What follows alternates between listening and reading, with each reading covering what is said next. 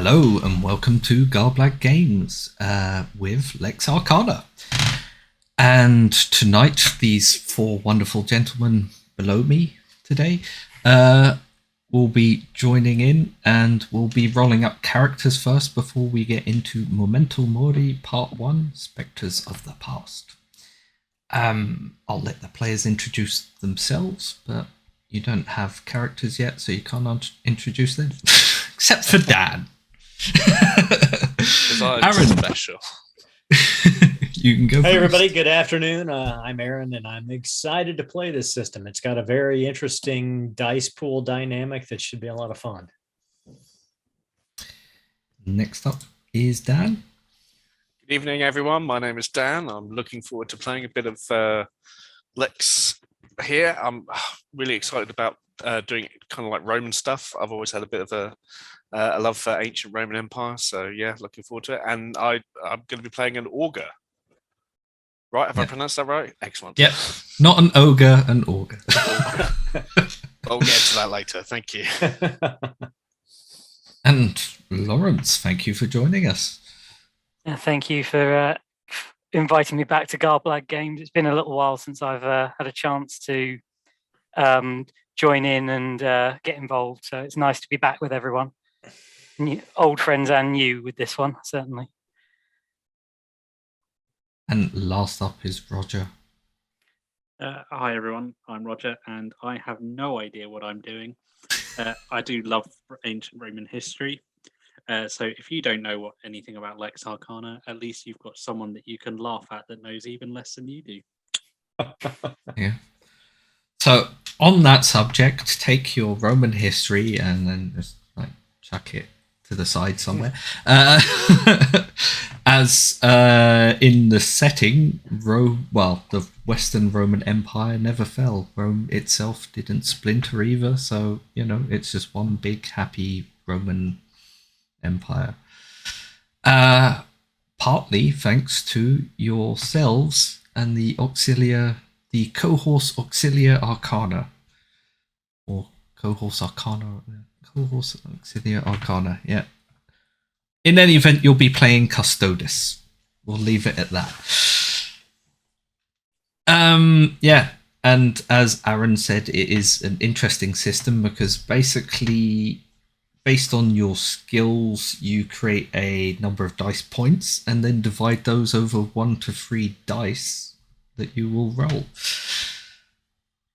But we're going to start off by building characters, because at the moment only Dan has one, and he's lonely. And Darren the ogre is sitting there waiting. Pre-gen. Yeah, too right. It's a bit of a process, but it's not as difficult as it sounds or looks or seems at first glance. But we'll go through it. So basically, I would say beforehand, before you start rolling, well, you can roll first, but before you get into it, you kind of have to have an idea of what office you want to go for, because that is also going to be sort of a leading step in where you put your points for your basic virtues, which are like your 6 stats. What do you think, Roger? So I'll run through them. So the office of Ogre has been taken by Dan, unless you want 2 of them. And that's basically someone who is adept at divination and magic. Then you have a diplomat, an explorer, a fighter, a scholar, or the secret one, an assassin, who pretends to be something else. Yeah, I kind of like the sound of assassin or explorer, but I'm happy to fit it around what the other 2 chaps want to play. You could be the assassin who's pretending to be an explorer. An explorer, yeah. Well, have you 2 got any preference on what you want to play? I'm quite happy. I'm Go quite ahead, happy Lawrence. to take the scholar. If you want to take the fighter, Aaron, You go and got hit it. things. I'm quite happy to be the fighter. Right, I might go explorer then. Okay. Is Explorer Assassin or just an Explorer? Just. Keep it simple, Mm. I hope. When I played this with my home group, my wife played an assassin, and she seemed to have far too much fun with it. Anyway, okay, so starting up, you roll. Well, you can see at the top of the worksheet. Yes, it comes with a worksheet for character creation. You can see 6 boxes listed under a Roman numeral of 1. Have a look in Roll20 if it says it that way. Claiming that, but who knows? Yep. So you have 6 boxes at the top with Roman numeral 1 on them. So that's step 1. And you have 2 choices. You can either randomly roll them, rolling 2d6 and just filling them in the boxes. Or you can use an array method, in which case you pick between 11, 9, 7, 7, 5, and 3. Yes, but I wouldn't run through it. I think 1 second. Whilst you choose that.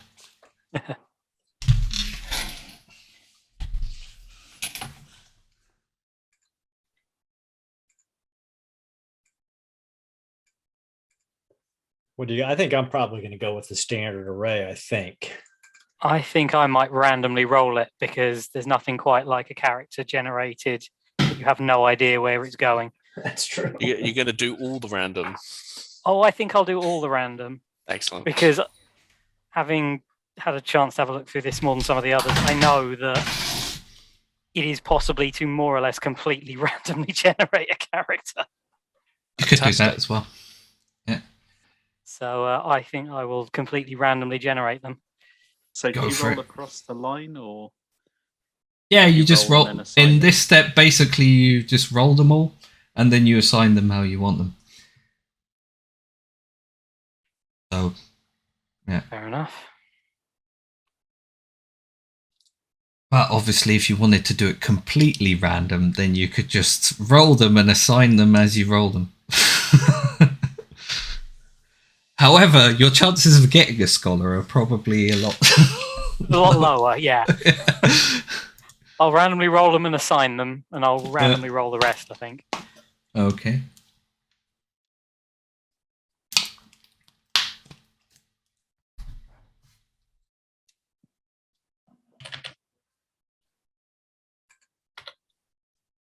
I went ahead and just took the standard array. Yeah. I'm not as brave as Lawrence. I'm going for random rolling as well. I know my tendency to roll, I would have probably 6 5s. That would be rough. So, in the case of a fighter, basically, the virtue that you require, well, your total score in the necessary department to become part of your office needs to be at least 15 in one thing that is associated with it. And basically, for a fighter, your important virtutes are vigor and authority. I should have gone with the standard array. That did not go well. Yeah, I told Did you. it not go well? No, it went really bad. Oh dear. Did you get at least one, like 10, 11-ish? I got one at 10. Eventually. I got 3s, 5s, and 4s. Yeah, good luck. It's all right. I'll just throw myself at the first spear and roll another one. You are an explorer, whether you're a good explorer. Oh no, I'm a terrible explorer, I think. Wow, that is pretty shocking. Like I said, I was too much of a coward to try that, so I respect anybody who is. I think Who you is were willing wise. to play that. It's all right. Seppuku's there for a reason. And Dan's just sitting there going, "I'll just look at my character. Wow, he looks good."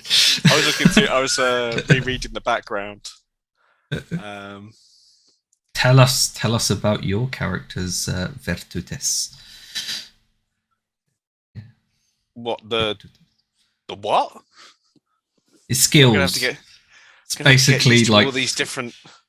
the 6 ones at the top Yeah. that say like vigor and coordinato, The sensibilitas. coordinato is Yeah. 7. My autoritas is 7. Yeah. My ratio is 13. My vigor is 7. My ingenium, I'm going to so embarrass myself with this setting, aren't I? Is 11. And my sensibilitas. Not as much as me. My sensibilitas is 15. Yeah. Holy hell. So I think your ratio and sensibilitas are the highest because they go into your. Although there's a culture bonus for that somewhere. Ingenium should be pretty high as well, I think. Or is what? Your Ingenium. Ingenium. Your intelligence, yeah. What's the standard array out of curiosity? 11, 9, signs, 7, 7, 5, 3. I did. What? I got a bit more average than that.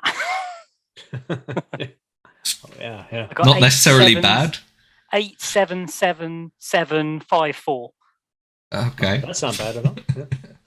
So I went ahead and put for the fighter, sensibilitas at 7, coordinatio at 7, vigor at 11, autoritas at 9, ratio at 5, and ingenium at 3. Oh, look at him. He's already got the lingo down, man. Yeah, well, he's already got it in ingenium. He's not a real bright guy, or he's not going to be a real bright guy. It depends on whether you're in Rome or in Britannia. Okay. So what would be important for an explorer? Because I have no idea. For an explorer, coordinato and sensibilitas. So your coordination and your general senses awareness, yeah.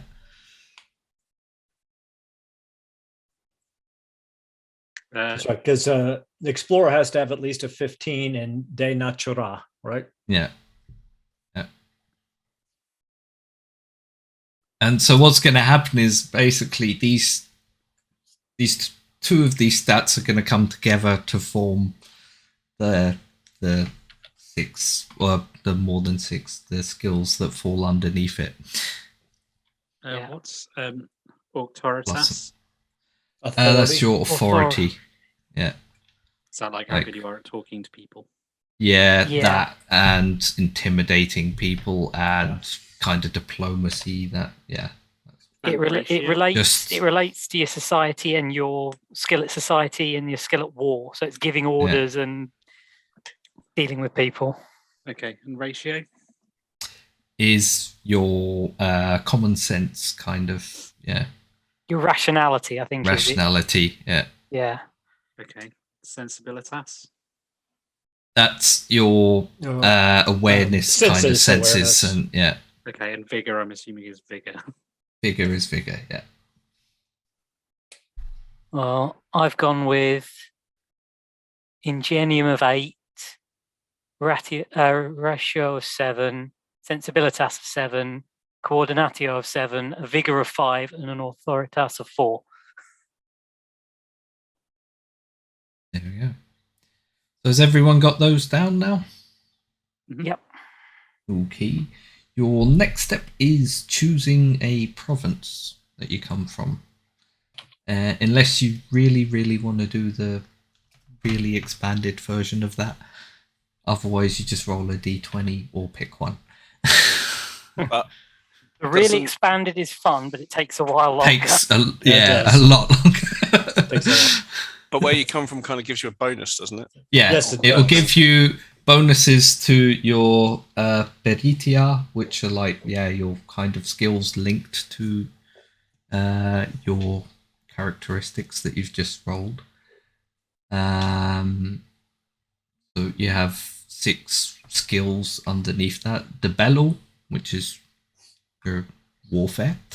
The corpore, which is your fitness and strength, dexterity, that kind of thing. The magia, which is your magic.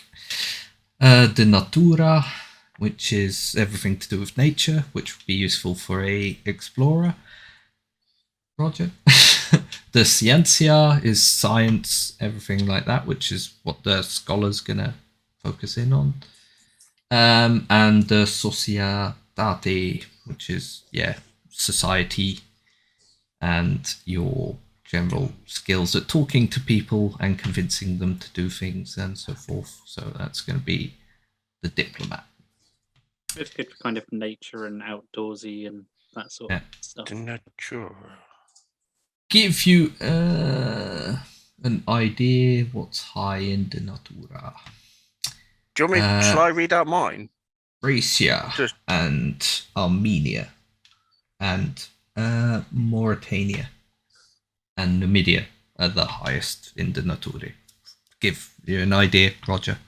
For bonuses. I believe you can read out yours, Dan. Yeah, because I went for Britannia, which gave a bonus to Demagia and something else. Basically, what you end up with is you have a 3 in the bello, a 3 in the corpore, a 5 in the magia, a 4 in the natura, 2 in the ciencia, and a 1 in the societate. That makes Britannia. That makes a lot of sense. Looking at the stats as they are at the moment. Yeah. My de bello is 8.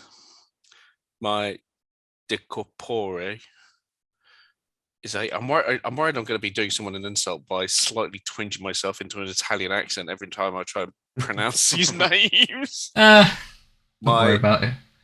My Demagia. yes, he has. Magia, that's my height. That's 17. De Nature is 12. Yeah. De Sentia, 9. And the De Societate is 6. So basically, on the worksheet, you're going to fill those in under 3. Cool.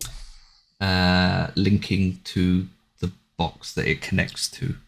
So you'll see, like in the middle, there's a box that says Provincia, so the province you come from, and then it's got boxes around that where you can put the numbers in. Well, I randomly generated it. Yeah. And I came up with Roma Urbe. So I am Great. There you go. From the Eternal City. Yeah. Which for your scholars kind of helpful. Yeah. Because I get the most scholarly of scholars. Because I get a bonus of 1 to de bello, 2 to de corpore, 3 to magia, nothing to natura at all, and then 6 to both science and society. Nice. There you go. I ended up being from Illyricum. So it was a 3 to de nature, 4 to de corpe, 5 to de bello, 3 to de societe, 2 to de science, and 1 to de magica. So don't look to me to be casting any kind of hoodoo, because it's not going to happen. Sorry, am I being a bit... Where's that? Illyricum? Where is it on the map? It's like, it's next to the sort of you have that final bit of Italy to the right. Oh, it's like Greece and just above Macedonia and Dacia. Oh, okay, cool. But it's like what, the current day, like Czechoslovakia. Croatia. Croatia. Places like that. It's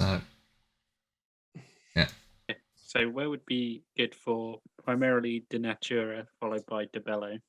Well, the highest one is Mauritania.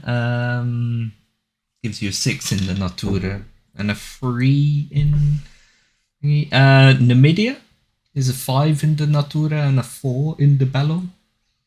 Yeah, that's probably one of the better ones, isn't it? I think that's. I'm looking at the ones that are 5. Yeah, it could be from Namibia. That's the cartridge, isn't it? Racia is a 5 in the Natura and a 5 in the Bello. So that's Yep.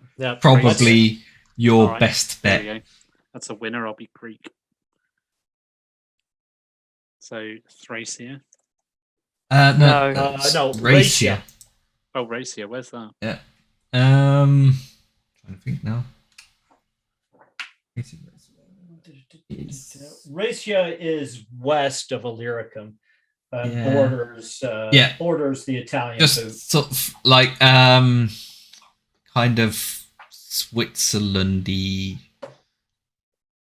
Oh, yeah, I can towards Austria, that kind of bit. Well, What's the modern day spelling on Racia? I Switzerland, don't actually see it Austria. on the map. Is it RACIA? It's RAETIA. RAETIA. Yeah. Okie dokie. So, sorry, what does that give me there? That gives you a rather useful 5 in the Bello, 3 in the Corpore, a 3 in the Magia, a 5 in the Natura, a 1 in the Scientia, and a 1 in the Societate. It's all right. Just don't ask me to talk to people. Those are the best explorers. I found it, but I'm not going to talk to anyone there. It's this way. Are you sure? Shut up. Yeah, Well, we don't have a diplomat, so it's probably going to be me, isn't it? Yes. Yes, I think it is. Hello, I'm from Rome. I'll talk to you because everyone else won't.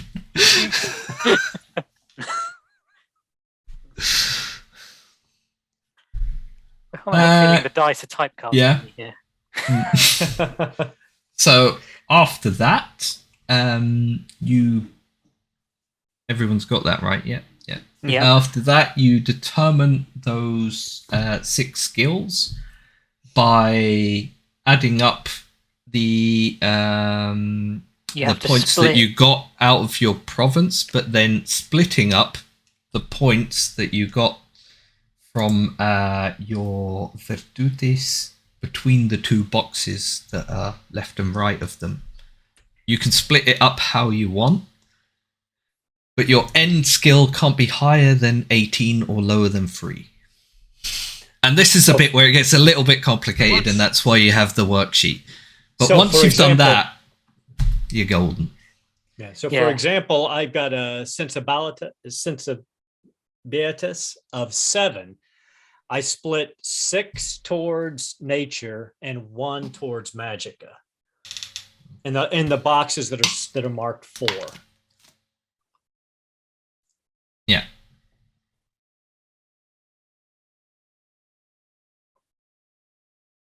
Roger's looking a bit bewildered.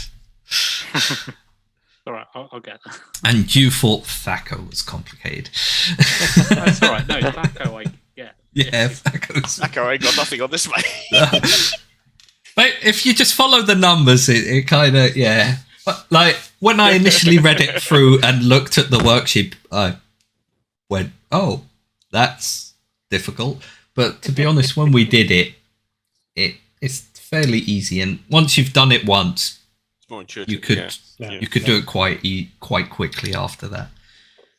Yeah. So essentially, you split your number 2 box. Yeah. On either side of your number 2 box, you split that into the number 4 boxes. Yeah. And you can split it however you want. It doesn't have to be half and half. You can go like. Yeah, like I said, I split my sensibility of 7, 6 towards nature, 1 towards magicka. My coordination of 7, I went 5 towards decorpe and 2 towards nature. Vigor of 11, I went 6 towards decorpe and 5 towards debello. My Tortoise of 9, I put 8 towards DeBello and 1 towards society.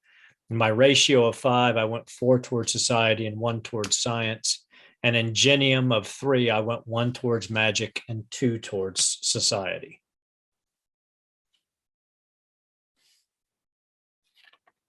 Roger's still looking. It's all right. So the threes can. So from the numbers that. The number 3s are going to go into the threes. boxes that say 4 So where that it they're says pointing at. Magia, is that where I put the entire 3, or is that where I? Yeah, the entire 3. It's the 2s that you're going to split up into the 2 4 boxes to their left and right, or up and down, or yeah.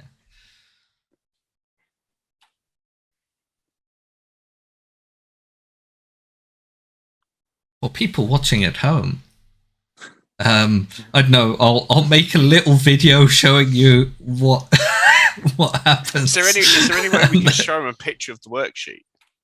Let me see if I can I think that'd be chuck cool. one out in front of us for a second. Actual picture. And then it's Grab a picture of the it. number that's in the 4 box that I split, isn't it? The Yeah. number Number in the in 2 the 2 boxes, box. you In the split 2 into the 2 4 boxes next to it. Of course it is. Okay. Once you've done it one time, you'll. What's corpore? That's your your physicality. body, your strength, dexterity. Yeah, your physical. Yeah. It's your physicality, isn't it? Yeah, Okay, and magic. The magic, I'm assuming, is just magic. yeah. That's your Yeah. ability. It's your knowledge of it as well as your ability to Yeah. use it. Mhm.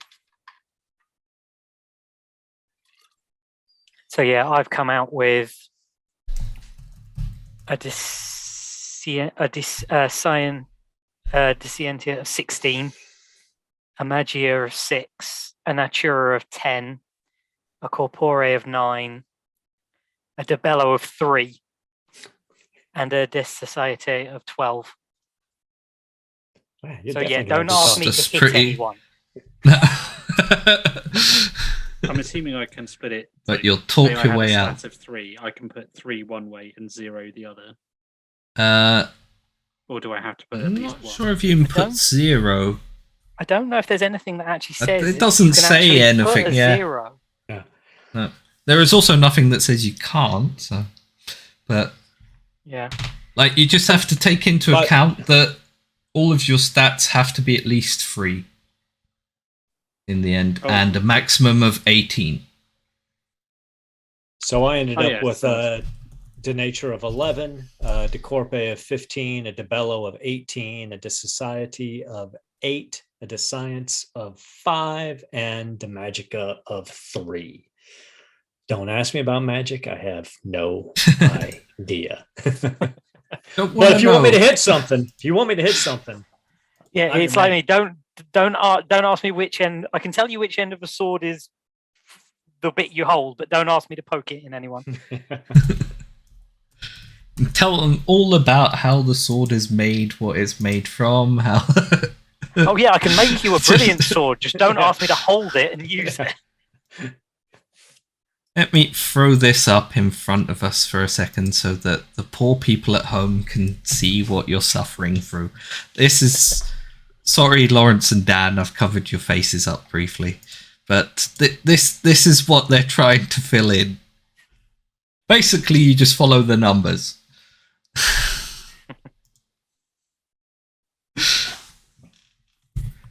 But it's the bit... the 2 boxes, the boxes marked with the Roman numeral 2, you have to split up into the 2 4 boxes left and right of them. I think. And everything comes together. And to be honest, I at first I was a little baffled by it, but as I worked through it, I really liked Yeah. it because it gives you a great deal of control Yeah. over where your character ultimately ends up. Even if you do roll it quite randomly to start with. Like, you still have some control over where the end result is going to be. Yeah, I mean, I rolled all of mine and didn't get higher than an 8. I got pretty much average across the board, and I still managed to get a Scientia of 16. Yeah, so, that's... Yeah.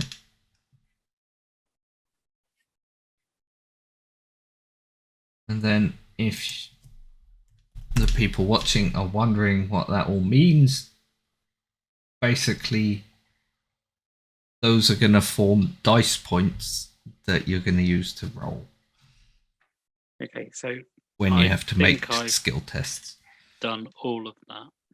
Okay, what did you end up with? Um, Gonna check don't your know. work now, Roger. Hold on. Is this where I need to fill in the 5s? No. No, not yet. So how do you know what you end up with? Because it's just a Well, series that of- will be in the 4 box. So everything comes together in the middle 4 boxes: the corpore, the natura, the magia, the see, scientia, the societate, and the bello. Right. Okay. Hang on. Basically, yeah, all three the 3 circles Yeah. that orbit Yeah. each of the skills you add together to get your final skill. Dan, tell us about Pandaren. Sure What are thing. your de bello, de corpore, de natura, and so forth skills? I have no skills in Debello. None? You must None. have some. Right, No, what's the number? Oh, the number 8. Yeah. And the rest? So, my de corpore is 8. My de magie is 17. My de natura is 12. My de scientia is 9, and my de societate is 6. You're all such well-adjusted individuals. Just I'll be looking at Lawrence. For the Empire. Talk to these guys. Now we've dealt with the problem, please explain why the village is burning.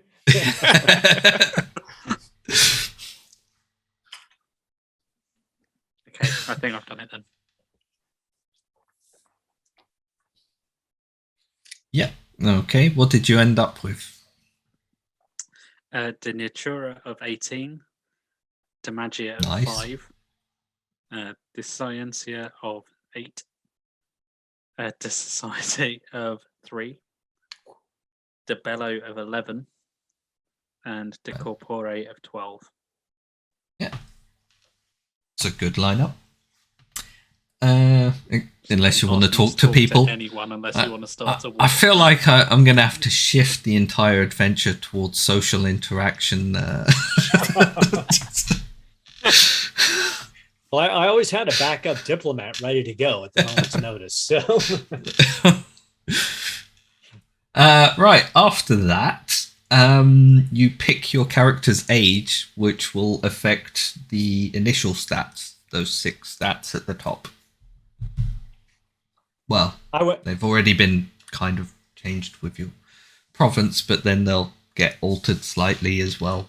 But that doesn't affect your de bello, de nature, and so forth.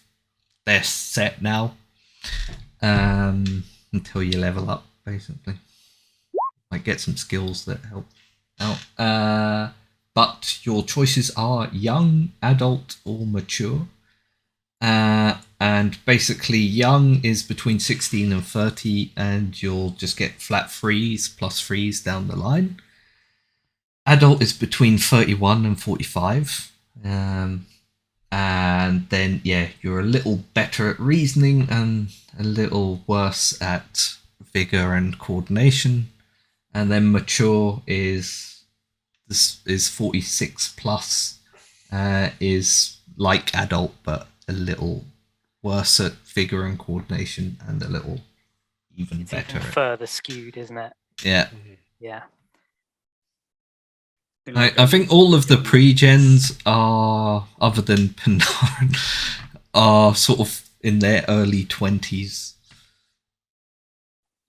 yeah, I went with young, 28. just threes across the board.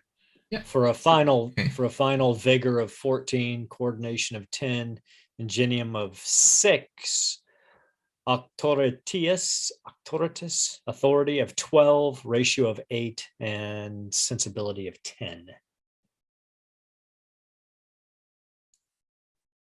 Also, if anyone wants to just call it vigor and coordination and stuff, feel free.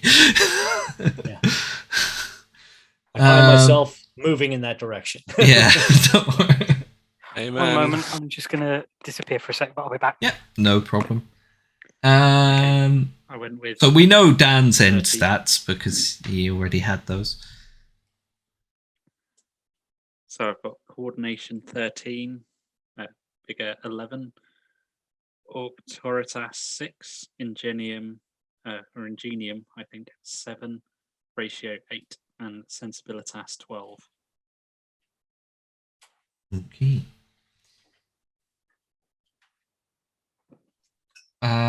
Yeah. Basically, what you have those for is because in most cases you're going to be rolling something like the Natura, the Bello, your warfare ability, your ability to navigate nature or be in nature and stuff. But if there are situations where none of those apply or they can't be used in that given situation, then you're going to fall back on those 6 core statistics, basically. So Lawrence, what have you got, or what have you ended up with? Because it was funny, I rolled it as a D3 and I got mature. Perfect. So I've decided that my one is sort of in his 53, which means I'm now I'm just putting the trying to match up the numbers, which gives me a vigor of 6, coordination of 8, an intelligence of 11, an authority of 9, a ratio of 12, and a sensibilitas of 10. So you might be carrying him around if it all goes horribly wrong. It's okay. And those numbers, now you've got all of that, you can put all of that in the character sheet itself. And then the next part is going to be picking specialities, things you're good at.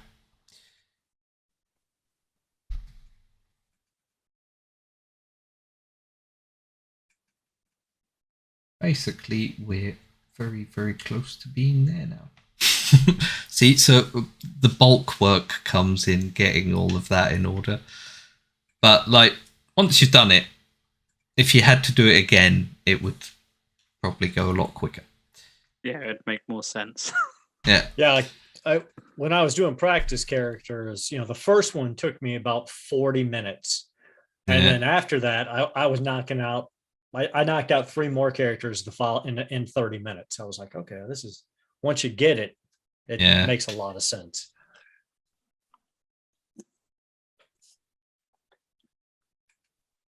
So, in the next step, you're going to choose 3 background specialties, 2 of which will give you a +1 bonus dice point, and 1 of them will give you a +2. And the idea is they refer back to your character's background, basically things your character has done or been good at in the past.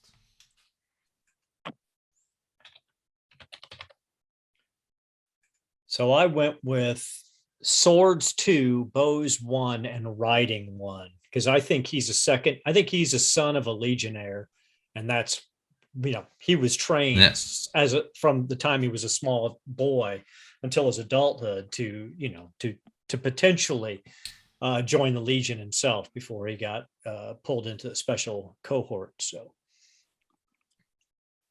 what moment do you think, referring to your background skills, what was it then that got the cohort's Arcana to pick you up?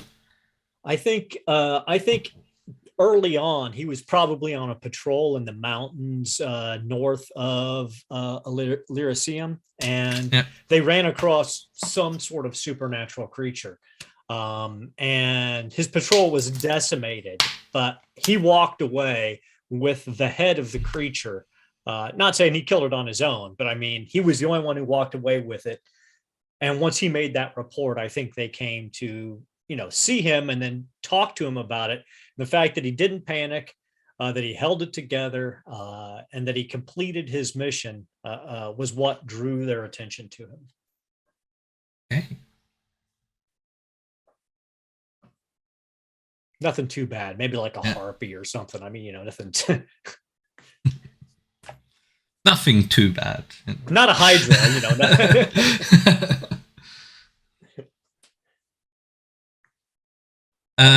Dan, what skills does Pandaren have?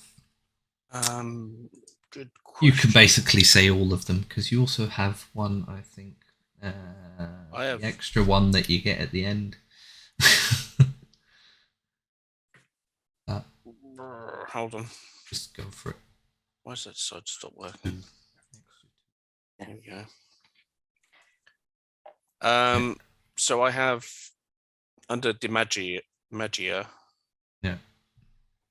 What's int short for?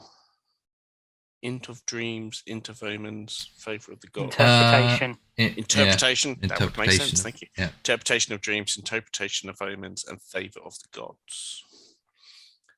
Under the natura, I have herblore. Nice. And under dissentia, I have medicine. And I would just like to clarify to the party now that that does not mean I am any good at it.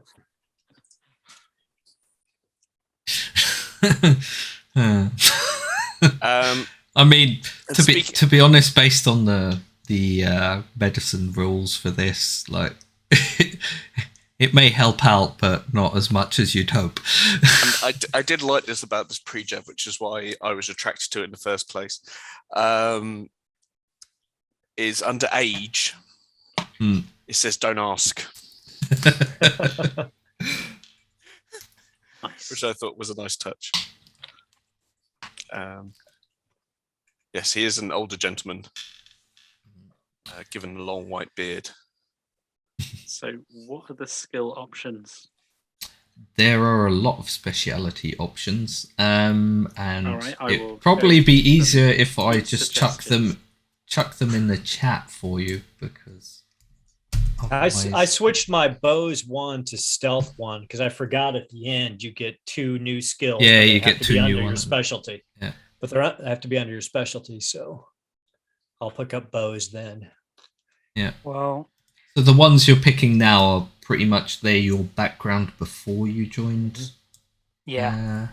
Which is why I'm going to do it. I'm going to use the background generator that's in the book. All right. Nice. Yeah. Which actually, from my province, doesn't give me a huge amount of options because I don't have to roll for the first bit. Coming from Rome means that you are part of the great city. You come from a city, it's kind of expected. How many of these do I get? Sorry. You get 1 at +2, and then 2 at +1. All right, so 3 skills total. Yeah, okay. And they're your background skills. And the background I've got basically it limits you, but it sort of pushes you in a direction. Yeah. So it's the 2 +1s I get to choose from are Imperial Cults, Interpretation of Omens, any Discientia speciality, Streetwise, or Politics. Oh, do I have a set list that I could have to pick from? So it's not just all of these. No, you can pick from any of them. I'm just doing it the difficult way. There's a significantly longer background method that you can run through to really sort of fill out parts of your character's background, and that ends up giving you similar.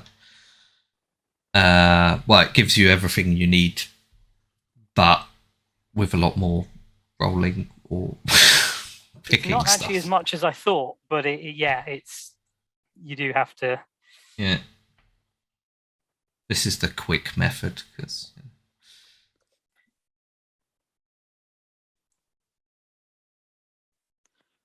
Okay, I've gone with bows, stealth, and navigation. But in a minute, you're going to get 2 more at +1 based on your skill as all the things you've learned since you've become a Custodes. But before we get to that, you have to choose your offices.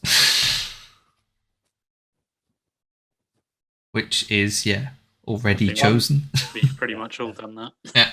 So then you all get a combat talent, which is one of the 3 things basically that makes you a fair cut above everyone else. Sure. Where do you get talents and the combat talents? Well, the Ogre combat, I'll just run through them for the characters we have. The Ogre combat talent is Blessed Foresight.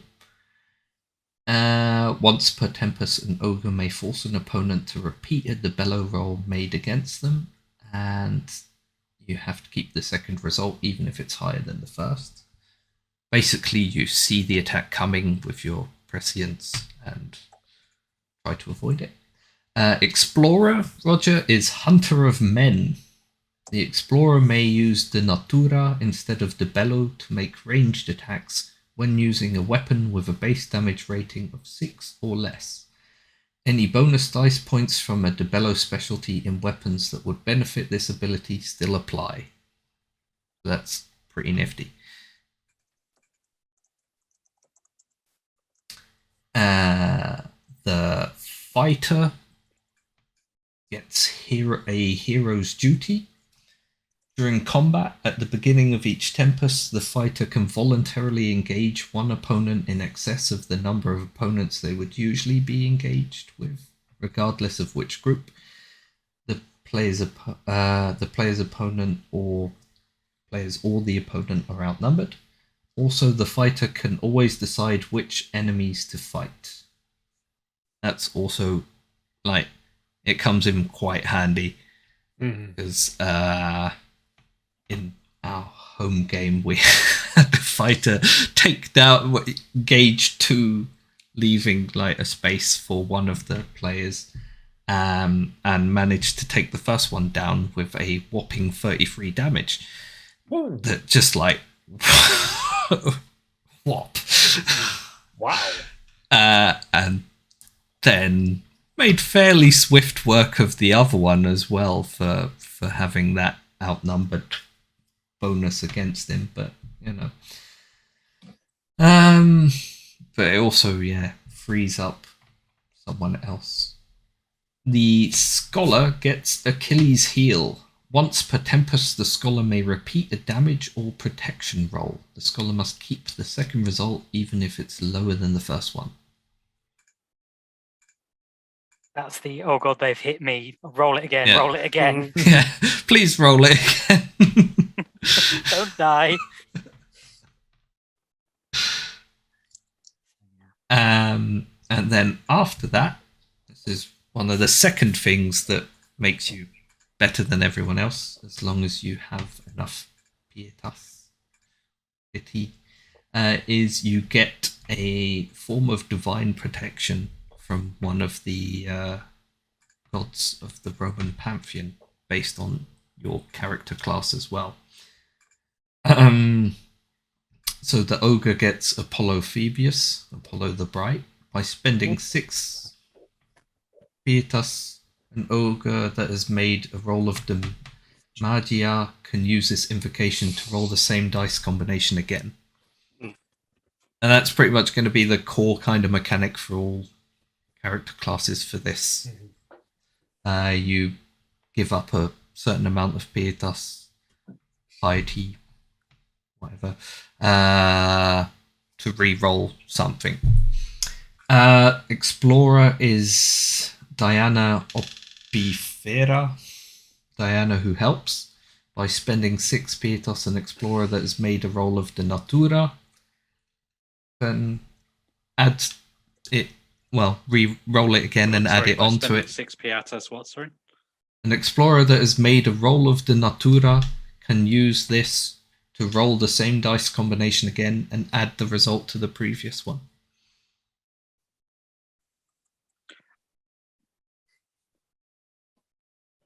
The explorer that has rolled de Natura can re-roll and add it. Mhm. Yeah. Improve your chance for your greater degrees of success with your roll.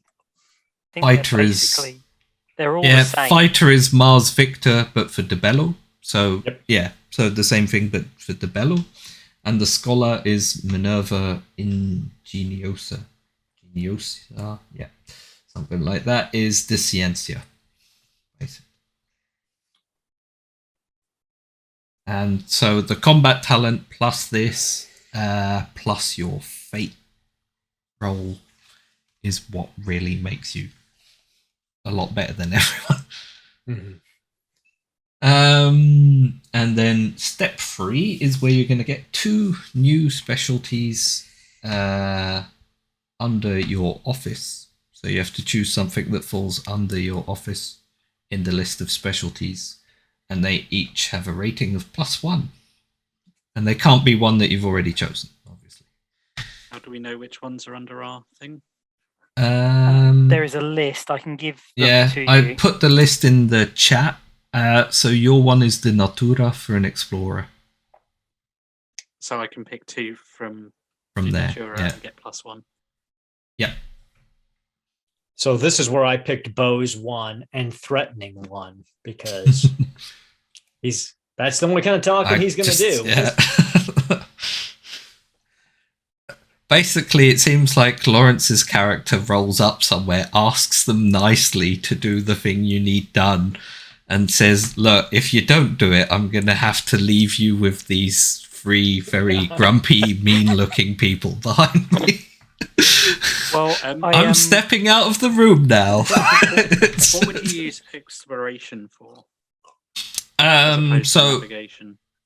If you were like looking for a place that you don't really exactly know where it is in the wild, for instance, you've been told that somewhere in a low mountain region where you are, there's a shrine to a specific god, and you have sort of a vague general idea, you could use explore to try and locate it. Something like that. Cool. Things like that. It can be a lot. And I'm assuming you can get more skills later on as the characters progress. Or... Yeah. I did generate my background based on the one. So I'm from the city, and then I randomly rolled the D6 roll for the what level of society you came from. Yeah. And came up with a 6, which means I'm from one of the patrician families of Rome. Oh, there you go. Yeah. Which leaves me with the skills I picked: history of +1, a medicine of +1, an investigation of +1 for science, and for society a politics of +1, and a command of +2. Nice. So yeah. Okay. So with that done, you calculate your hit points and your pietas. Your hit points are the combination of your vigor and your coordination, and the pietas is the combination of your ratio and sensibilitas. Yeah. And then each office affects your hit points. Yeah, and your office is going to add to that as well. Or subtract. Or subtract, yeah. Sorry, what was the other one? Found my hit points. What was the other thing? Your pietas. It's on the second tab. Oh yeah, in okay, roll that's 20. the ratio and sensibilitas, yeah. Yeah. And then that is going to be altered slightly. For an explorer, you get +2 hit points, and your pietas stays the same. A fighter gets +3 hit points, but loses 1 pietas. And the scholar gets... it's not too bad. You don't lose any hit points, No, you don't lose anything, don't but you gain get anything. +2.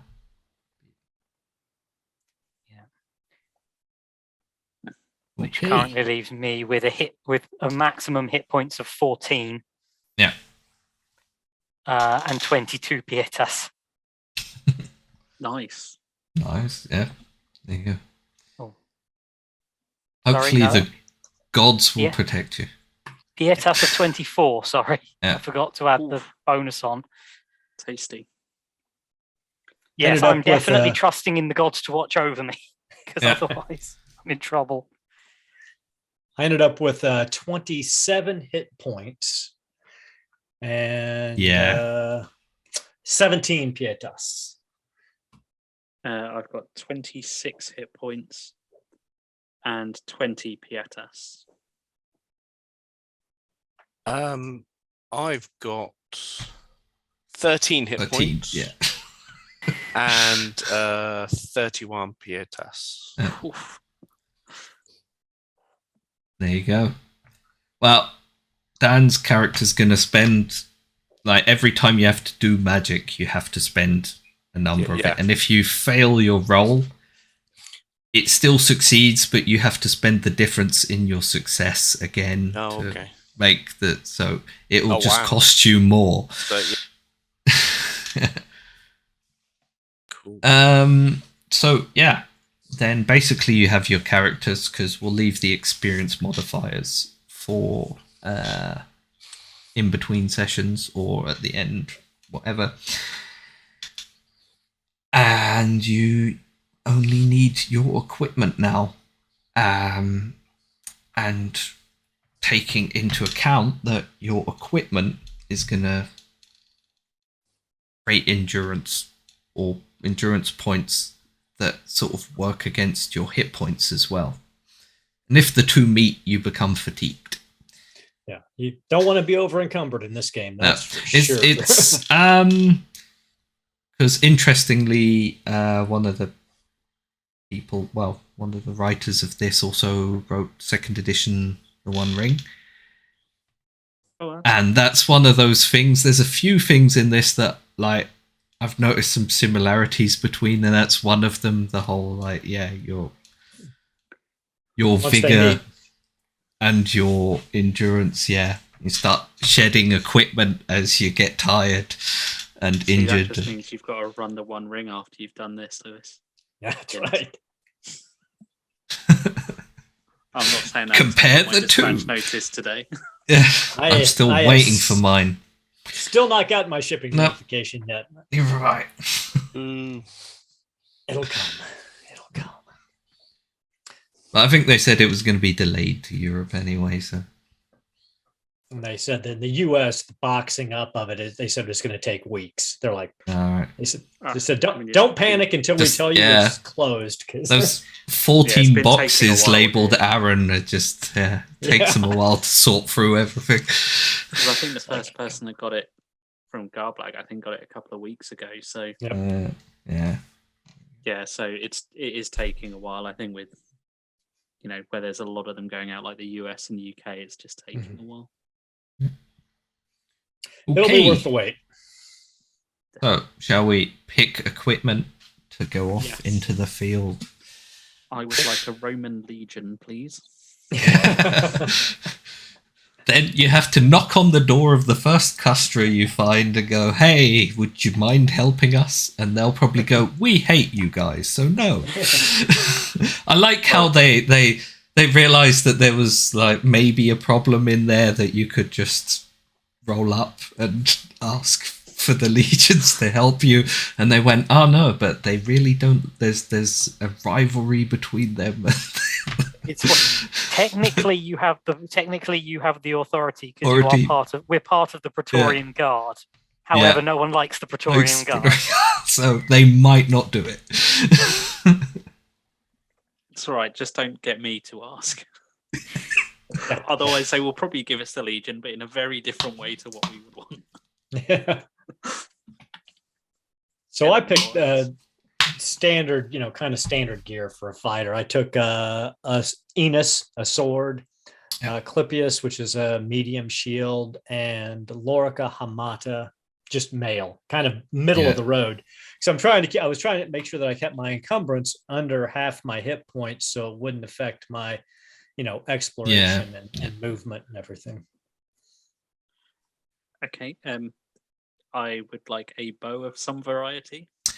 My options can. Well, I think if you want to make use of your skill, the best one to use is, if you want a bow, is an Arcus short bow, because that does a damage of 6, and anything higher than that, you won't be able to use that combat talent, because it specifically says any ranged weapons 6 or less. Okay, so would I still add my bow score to my Denatura when I'm firing it, or?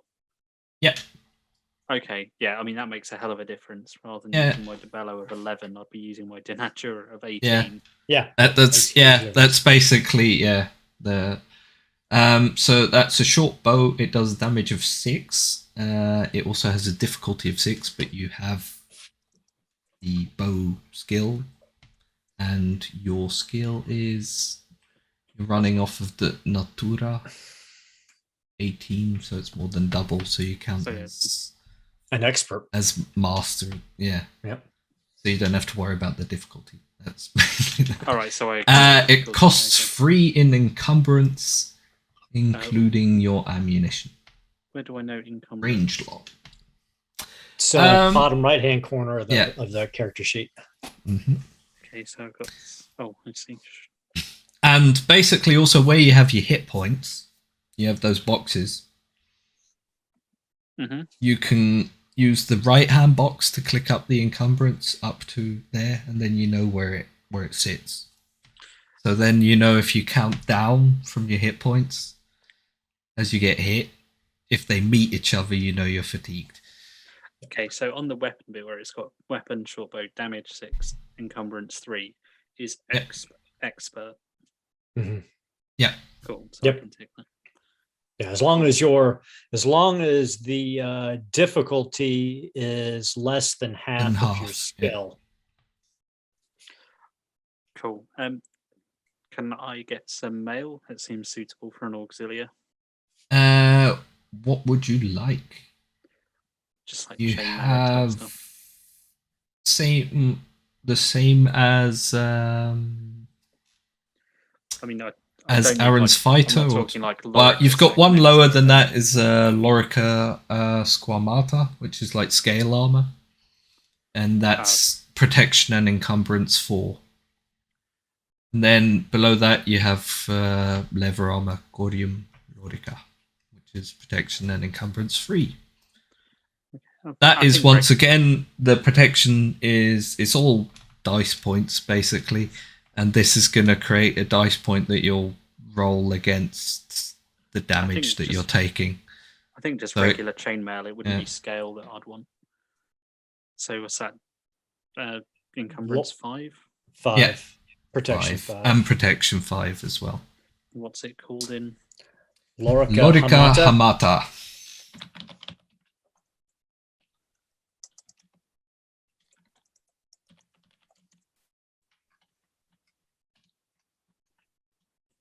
That's 5 more.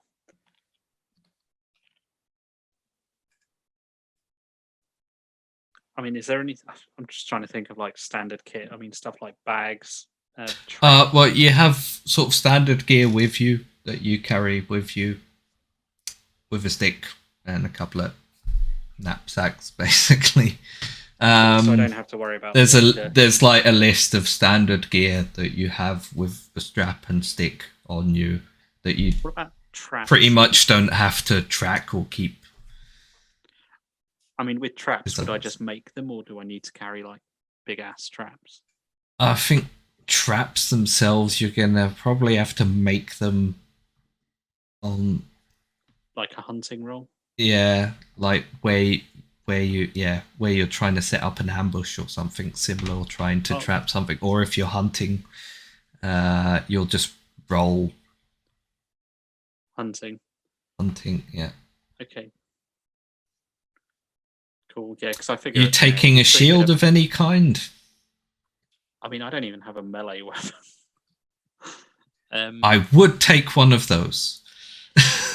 Because pretty much what happens is very much like the One Ring. That's another thing where it's similar. You have this initial kind of ranged volley as you come together, and then everyone pairs off into duels, mini duels, and fights it out, unless a very nice fighter takes up a extra opponent for you. Like a short sword, like Gladius. Yeah.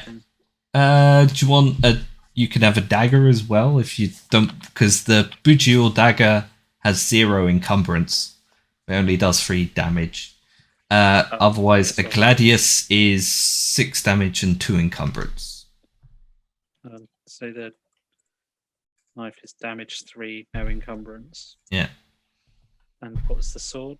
Sorry. A Gladius is damage 6 and difficulty 6 and 2 encumbrance.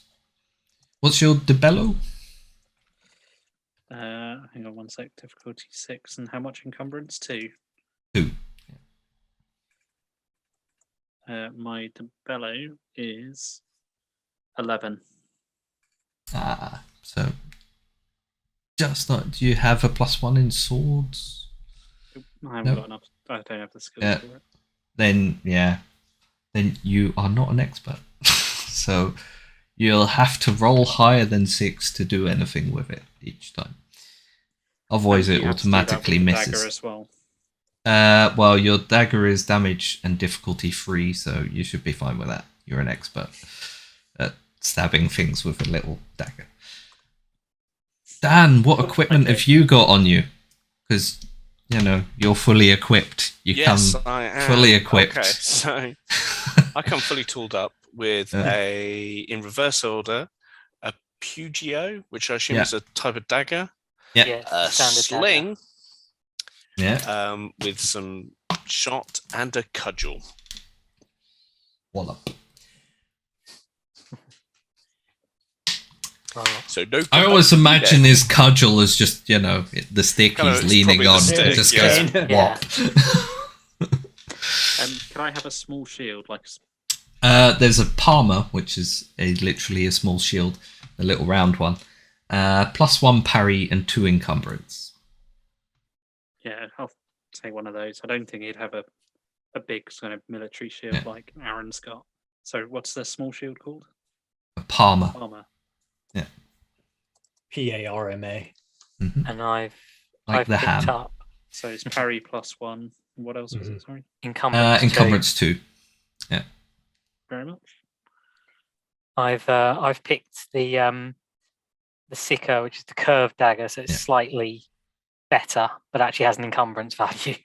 Yeah. A sling, and I've gone with the Coricum Lorica, so the leather armor. Yeah. And that's it.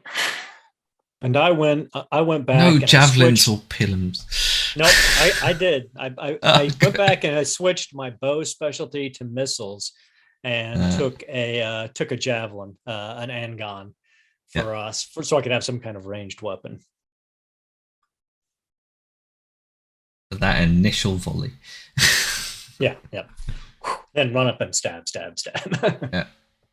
There you go. Then I think we have everyone all nice and ready.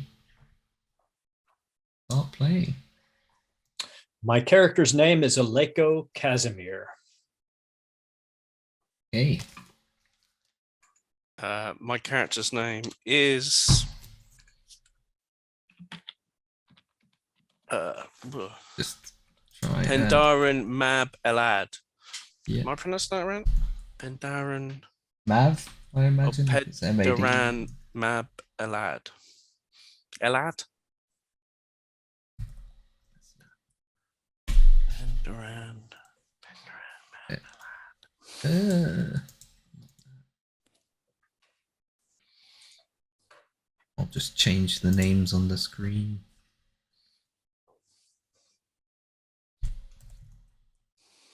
Whilst you're all naming characters.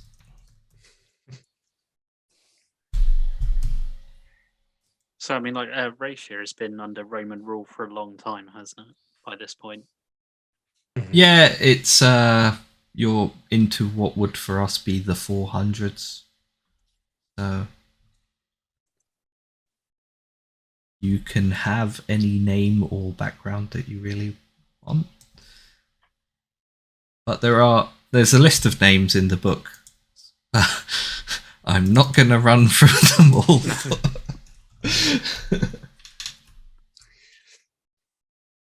Yeah, I figured my guy was from the from the edges of the empire. That's where his father was stationed. So I went ahead and took a more of a Slavic ethnic name than a standard Roman name.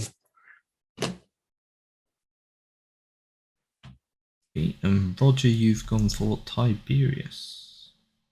So far, I'm just seeing if there's something I prefer.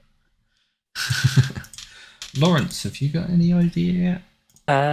I do, yeah. I'm just having a look. Because I've got a patrician one, I kind of felt I needed the full works as such. I was going to go with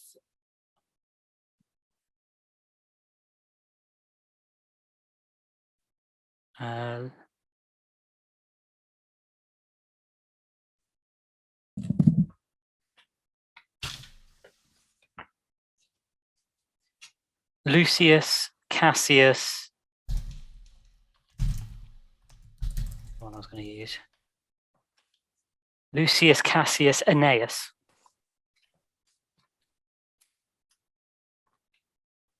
Okay.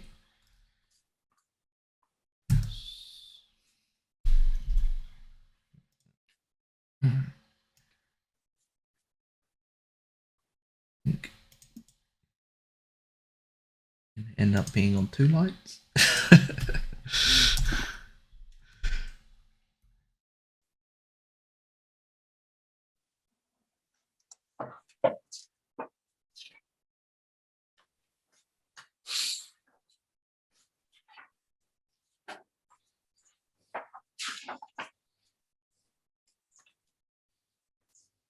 Yep.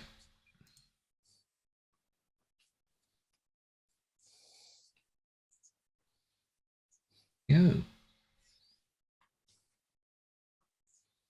Everyone has names now. Huzzah.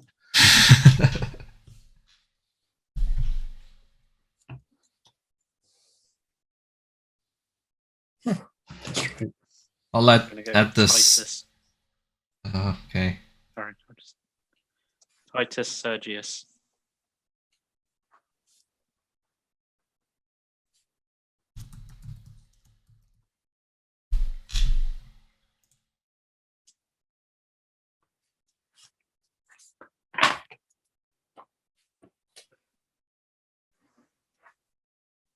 There we go. Right. So, to get things started, unless there's anything else you need to do or want to do. No. Ready to rock and roll. Ready to rock and roll. Yeah. You find yourselves in the halls of power in Rome, which for Lucius Cassius Aeneas is home in general. And for the rest of you is where you have spent your time training as Custodes. You've probably done some things together as a group before. But your little band have been called together by the person in charge of you, Orestes. And you can see him at the far end of the hallway as you all walk in, having been summoned. Orestes is looking kind of worried, maybe a little bit. But that's nothing new, as his job is to task Custodes with a variety of dangerous missions that no one but themselves and the Emperor really ever knows about.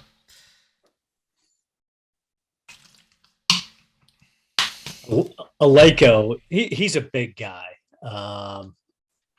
as one would expect, with a darker skin, black hair, dark eyes. But you could tell in these situations he's uncomfortable here in the seat of power. So his pace slows a little bit, and he gives a side look to Lucius, almost begging him to step forward and take charge of this situation. I think this might become a common theme.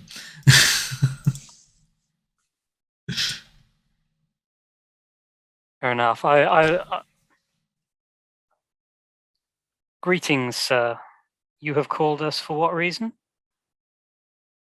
Ave, Custodes. I've called you together because of some disturbing news we have received out of Histria. It all started off with a vision or a dream that one of the oracles has been having lately. It's probably best if we discuss it with her, and she can tell you what she's been sensing. Come on, come with me. And Orestes leads you off through these various halls, through little side rooms that most people probably don't even know are there, into a small room at the back where even before you get there you can sort of see this waft of smoke and incense burning coming out of, and he leads you in, and in the middle there's a woman sitting there over a bowl of water that she's currently very intently staring at as incense wafts around her. Oresta says, Maria, I've brought the group before you. And she looks up at you for a second, notices Pindaran as well, and sort of nods, and then looks at the rest of you and says, I take it it's about the dreams then.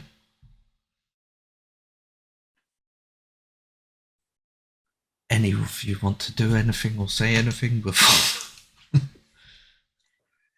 You have seen my society, no. No?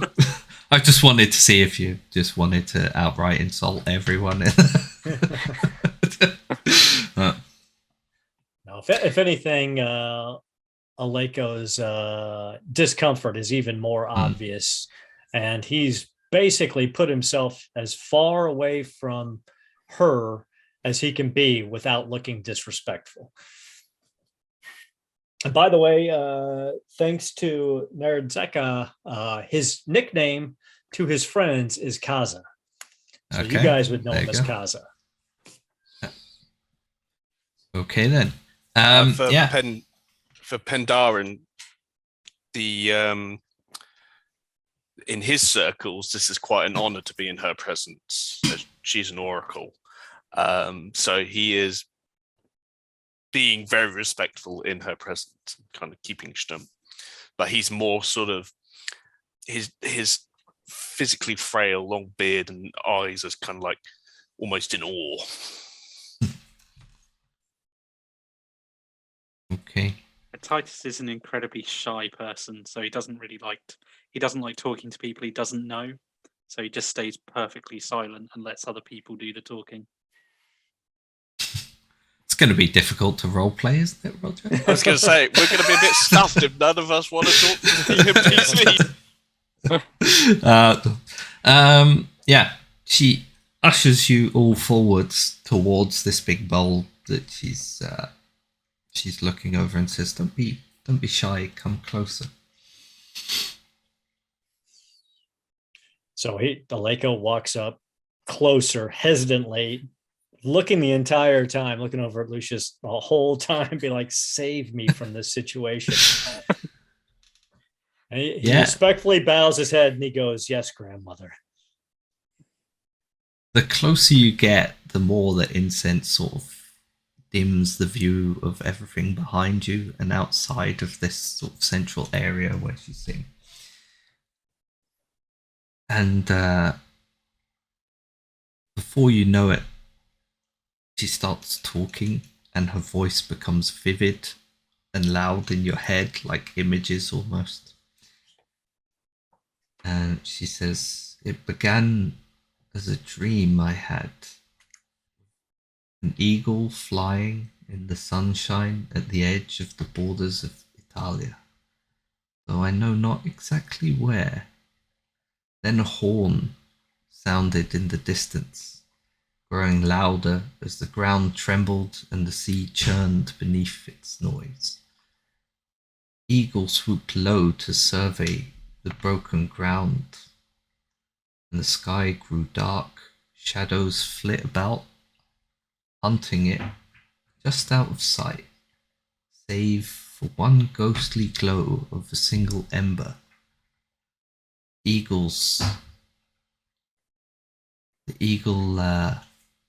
flew closer to the ember, curious, when suddenly a net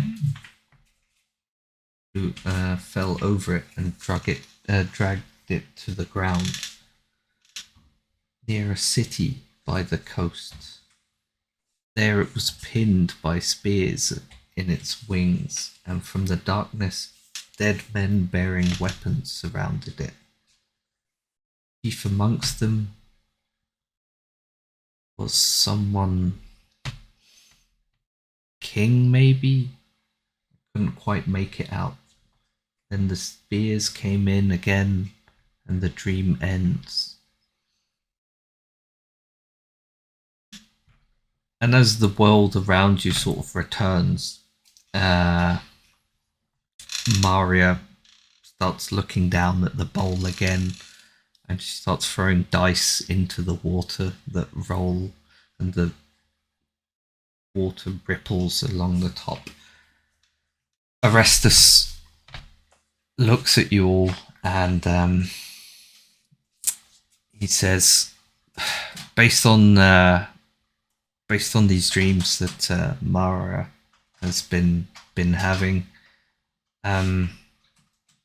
we sent out feelers towards the edges of Italia, and we've dug up a few, wouldn't say problems, but uncomfortable situations along the coast near Illyricum.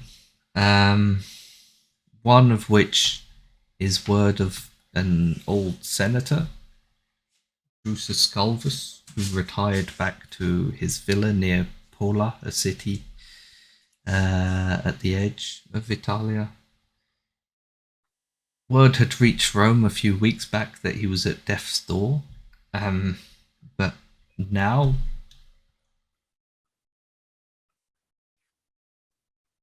word has come back that he returned from that very death, screaming in terror, and has since refused any sleep or food or anything. And he's sworn that he will never close his eyes again. There's also some trouble in the area. Beyond the watchtowers, people say the countryside has grown unsafe. I don't know if it's enough to go on, but we would be wise to dispatch you to the area to investigate.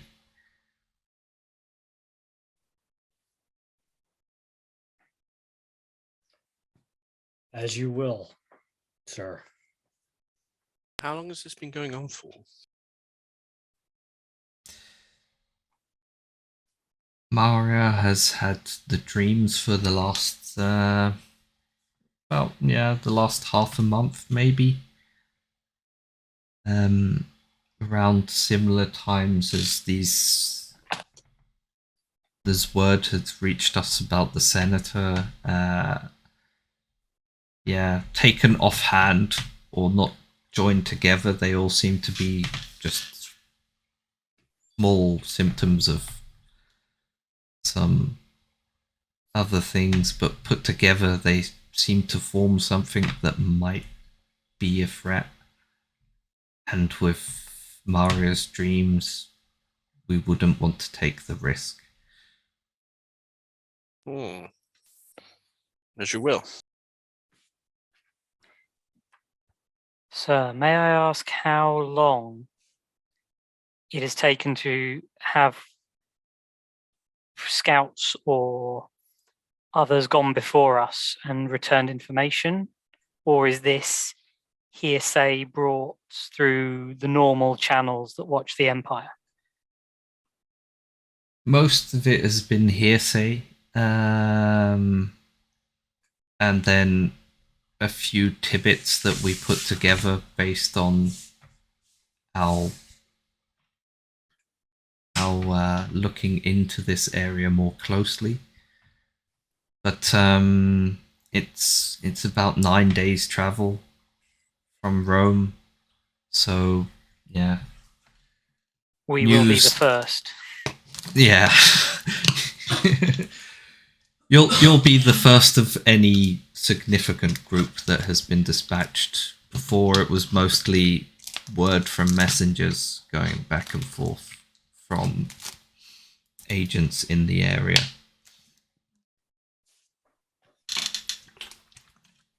But none are trained to deal with this kind of threat in the manner in which you are.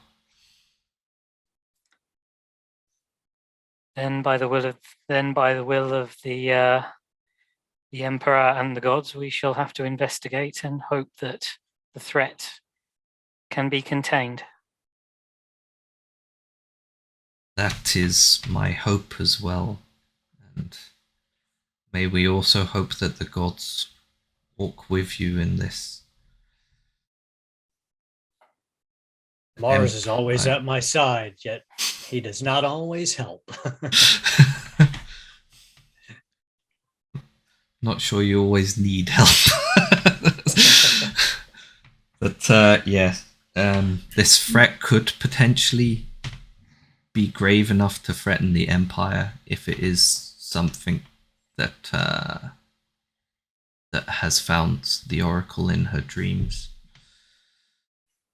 And beyond that, I mislike the sound of these dead things. Anything that escapes Pluto's realm must be put down as unnatural.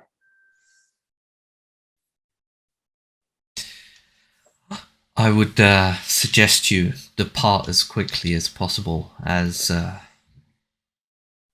things may escalate in the time it takes you to arrive. Vale Custodes, may the gods walk with you.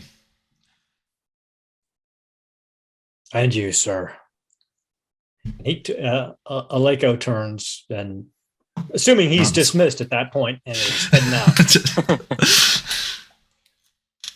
He turns to Titus. He's like, "Thank God we're getting out of this city."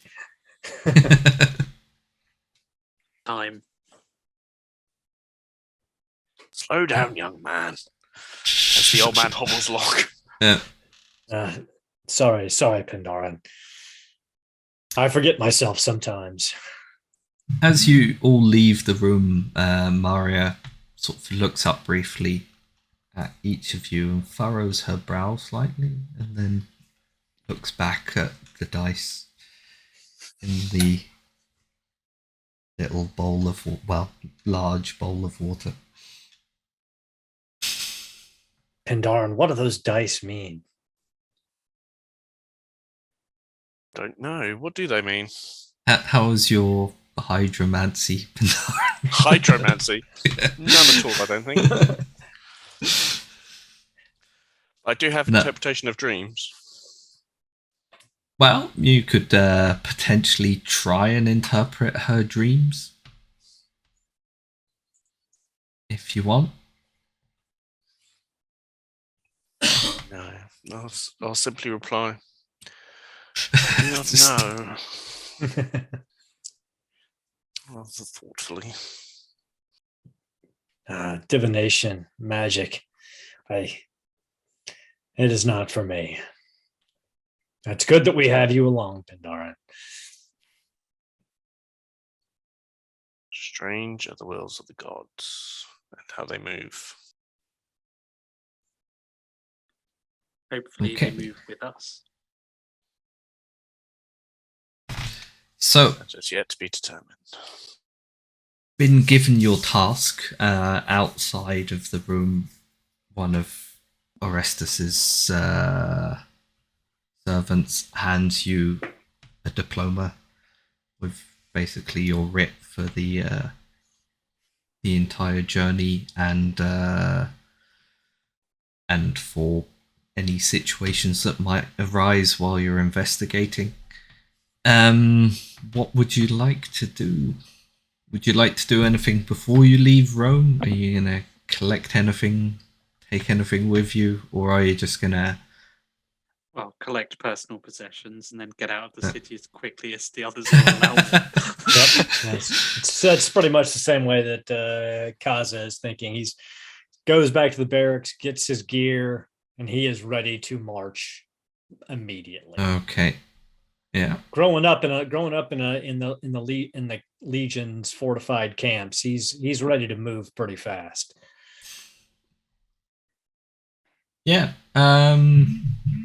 At this point, by the sound of it, it's the if I don't keep up with the other three, they will be outside the city gates long before and not halfway into the countryside before I can catch up. So the only question I have is given the possibly time sensitive nature, would we be able to requisition horses to ride, or are we on foot? You could definitely get horses.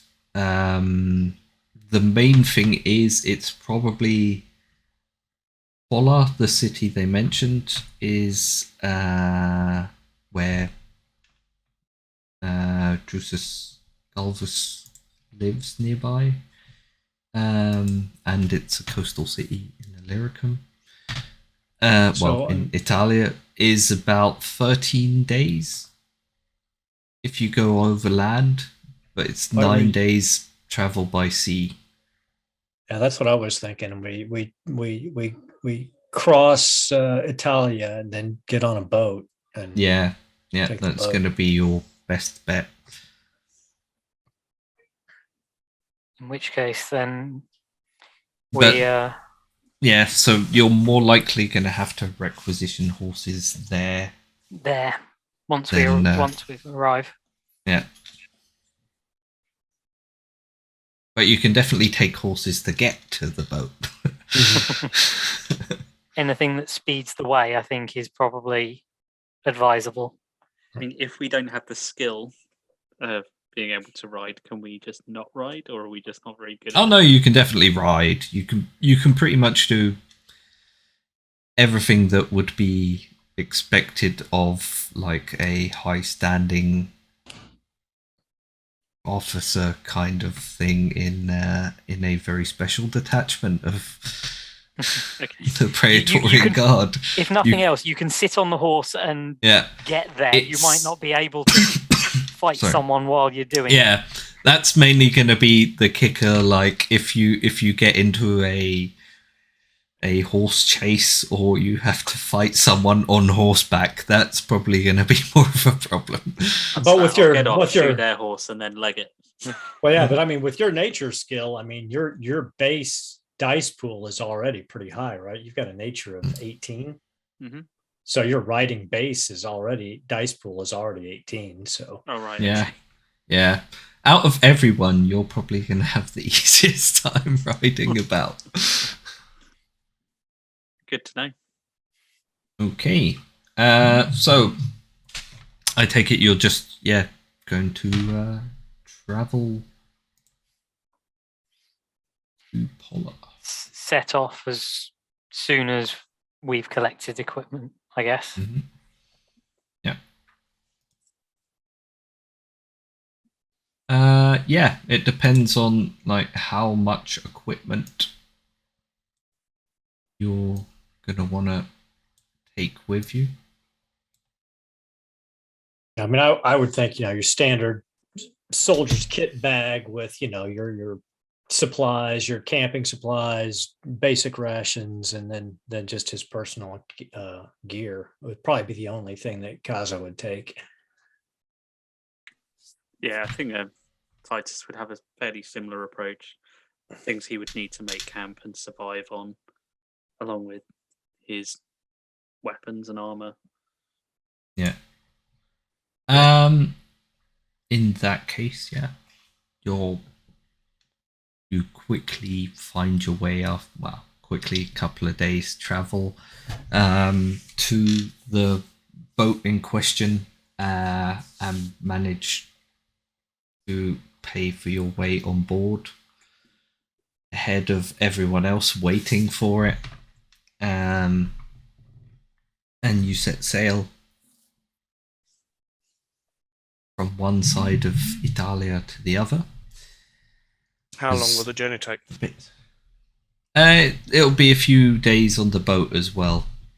Basically, the whole trip in total is going to take about 9 days. It's taken you probably 3 days, something like that, to get to the boat. And then the rest of that time, sort of 5 to 6 days, then we'll be on the boat.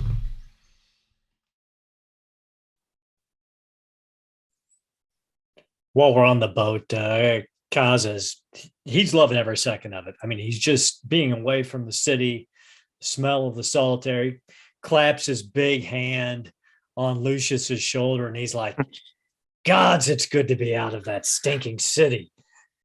Oh, sorry, Lucius. I know that's your home, but it's a hellhole. Anywhere is a hellhole to those who are not experienced in living there. The sands of Egyptus are a horrible place to those not born to it. Where we are going is your territory, and I will trust in you. However, when we get back to the city, I'm sure that if necessary, you will be looking to me for just the same help that I am looking to you now. You have that right. You have that right. The less time I spend there, the better. But if you're not at my side, the gods only know what would happen to me. I'm glad we're not in Rome anymore, but I'll be happier when I've got terra firma beneath my feet. I just hope Neptune's with us. Yeah. Talking about that, about 4 days into your travel across sea, the winds fall suddenly quite silent, and the captain of the boat is cursing, complaining like, we made all the right rites as well, and I mean, I went to the temple before we left. I can't believe this has happened. And he sort of turns to the rest of them and he goes, well, we might pick up again later. Otherwise we'll have to row it. Pendaran, can't you commune with the gods or offer some other sacrifice to Neptune? Pendaran I don't mind rowing, but Pendaran is throwing up over the side of the boat because he doesn't like sailing.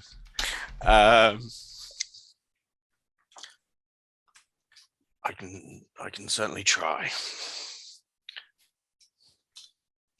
Because So- between the four of us, you know which one of us is going to be doing most of the rowing here. It's definitely going to be Lucius.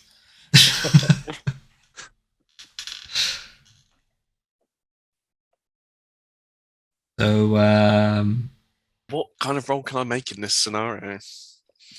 Is my are you trying to? I would say it's kind of favor of the gods. You're trying to perceive whether there's a favor or a disfavor Okay. of the gods. Right, let's try our first roll of the game.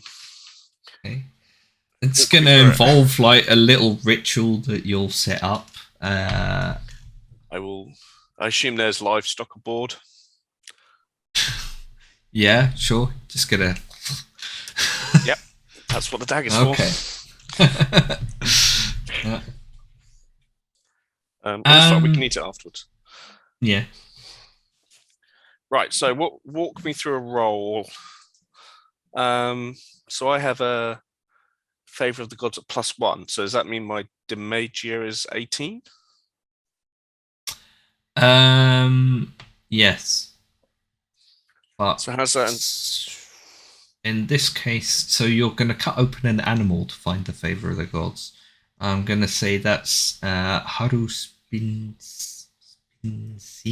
something like that. Basically, you're going to go through the entrails of this animal to determine whether Gonna slit it open, gods have pull out the somehow, guts on yeah. the deck of the boat.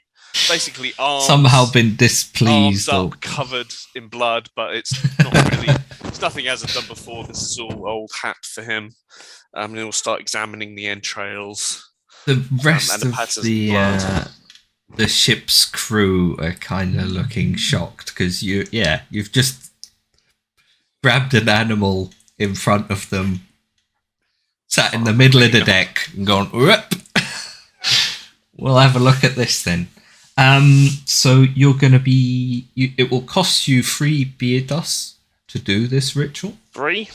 Yeah, and you're going to be trying to roll more than a 6 on your Demagia, which should 18. Yeah. So How's that with that translate into dice? 18, you can create any combination of dice you want within a polyhedral dice set. You could roll a so D10 and a up D8 to- or 3 yeah. D6. Up to a maximum of 3 dice. So yeah, you could okay. do a D10 and a D8. You could I do think 3 a- D6, but you couldn't, like, in this case it's not really relevant, but you couldn't try and use 4 dice or 5 dice. So if I do a D10 and a D8. Yeah. So I rolled a 9. Then you count And a that 4. up. Yeah. Do you add the totals together? Yep, you had the totals All right, together. okay, so that's good. Yeah. And Alright, brilliant. another thing, and that's I need to take that off my character. that third skill or thing that makes you better than everyone else that I mentioned earlier is you also have a fate roll, which is basically exploding dice. If you ever roll the maximum number on your dice pool that you've created, so the maximum number on 1 dice if it's 1 dice, on both dice if it's 2 dice, and on all 3 if it's 3 dice, you can roll them again and add that to it. And if you do that again, then you can roll them again, and so forth. But that's quite unlikely. But That's the fun part that's about sort this. of it's also the balance out between, do I want to roll a big dice and thus improve my chances maybe of getting that that fate roll, or do I want a more average roll by spreading it out over 3 dice? And so in I'm this going a bit case, crazy. I can't see the Pietas on the roll 20 character sheet. it's on the second page. Not Okay. Attributes and abilities. No. Still in the character There's sheet. a tab, a second tab in the character sheet. if you look, the top, the one you're on now says character, and then next to it is Naughty notes. Yeah, and there we there go. it is. So that was, and that also has your divine invocation written down was that there. 3? Did you say? Yeah. So 29. Okay. Yeah. 29. Wrong No, one. that's not right. I've given myself 30. I have 32 on here. 31. There we go. Yeah. There we go. Okay. So, that having happened, yeah. What was your total, by the way? Sorry. Also, you don't have to roll and roll 13, 20 if you don't want. You can roll at home and just tell me what the result is. That's also fine. Oh, I don't mind. 13, I think it was. 13. Was it a 9 and a 4 or an 8 and a 4? Yeah. 9 and a 4. 9 and a 4. Okay. So that's a fairly good success. Yeah. It's quite good. Very good success, actually. You initially see no signs that there's really, like, that anyone has gone out of their way to offend Neptune, or that Neptune maybe feels particularly offended by anything. Strange that the winds have gone down. Maybe not. Yeah, maybe something else. But then you notice these sort of little spots on the entrails that you're pulling out towards the end. And it feels strange to you. It's not something that you recognize. It's like there's an outside influence or something that you're not used to seeing. And it's just there underneath, like, because it was easy to find the influence of the gods in these entrails and see that no one has displeased them, but this was right at the end, and if you'd have rushed through it a bit more, you probably wouldn't have even noticed. Okay, but so there's something, under the surface there that is pushing back against your arrival.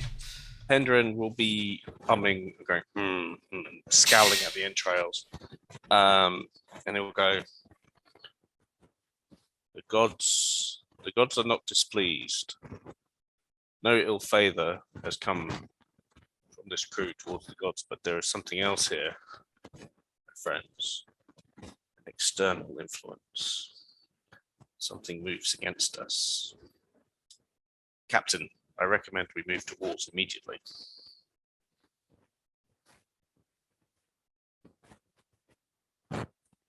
The captain I need to break out the oars. kind of looks around and looks at this big bloody mess in the middle of the deck. It's like, but it seems kind of uncomfortable to go against anything that has been any portents or magical divination that may have gone on here, because he's worried that he might yet accrue disfavor.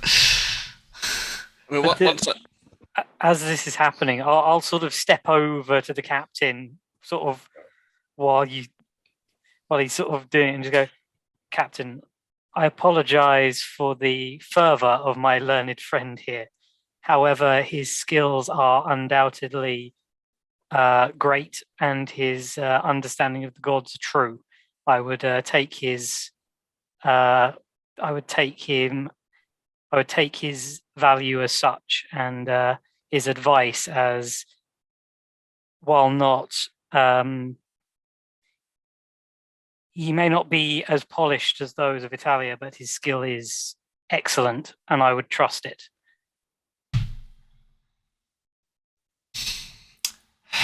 Well, there's no use in us just sitting around here then, is there? All right, everyone to the oars. Kaza looks at his three friends, and he's like, all right, I'm going. just stay here. Yeah. And so you spend significantly more time than you wanted to, basically rowing part of the way to Pola. It takes like another couple of days, but you're slowly moving up towards the coast, towards the port, when this sudden rush of waves sort of sweeps into the side of the ship as you're rowing. Yeah. Kassa, we'll get you to do your first roll of the game as well. All right. So what am I rolling? I think this is going to be a decopore because, Okay. yeah, you're sort of trying to keep control along with the rest of them, of the oars, as a sudden tide sweeps into the side of the boat. Okay, so I've got And where you go, the rest will follow. I've got a decorpe of 15, so I'm going to roll a D10 plus a D5. Okay. Oh, what a terrible roll. Yeah. The whole thing starts to bank. These aren't normal waves. The sky around you grows dark as well as it crashes into you, and there's almost a sense of it feels like it's having an effect, and gets worse and worse as it starts to tip you over to the side. Kaz is looking anyone around at else each other want? And he's like, "What the hell?" They're looking like, yeah. Most of them are starting to regret ever having let you pay them double to take you across quickly. Do I think there's a way we can kind of adjust the angle of the ship to make use or lessen the effect of the waves using, I don't know, navigation or something like that? You can give it a try if you think so. What exactly do you reckon you... We're under oars. Turn the bow in. Turn the bow in. Yeah, basically it's, angling the ship to try and keep us going as forward as we can, but without getting the ship wrecked. Right, yeah. Okay. So is that to nature and nature?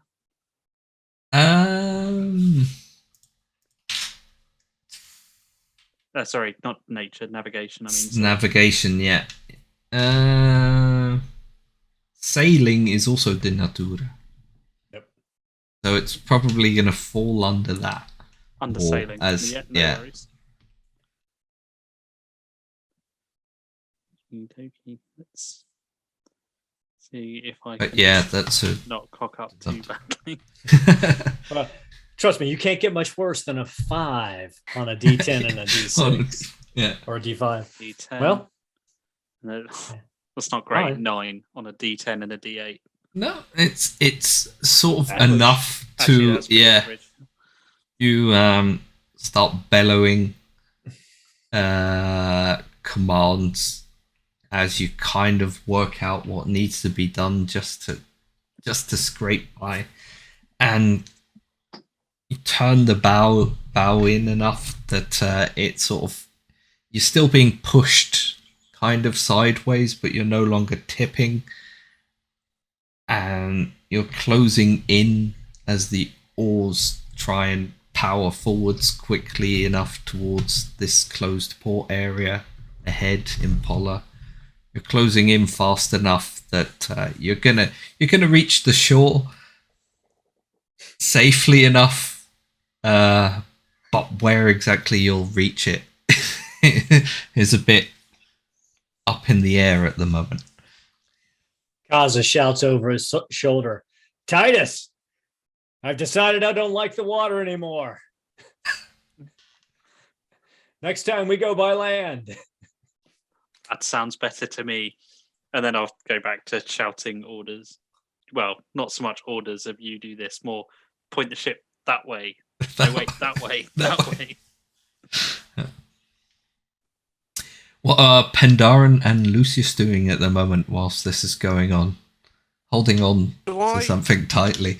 Well, apart from again throwing up over the side because I really don't like water or boats. The gods wanted us to use boats. They would have given us gills. Do I get a sense of any kind of power moving against us? I'll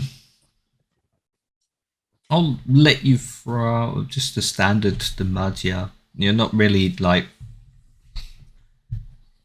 I mean, you don't really have time to do a proper ritual to sort of try and track something, because it would take you probably a couple of hours or something. Standard Demagia is 17. Yeah, you might be able to just get a slight sense.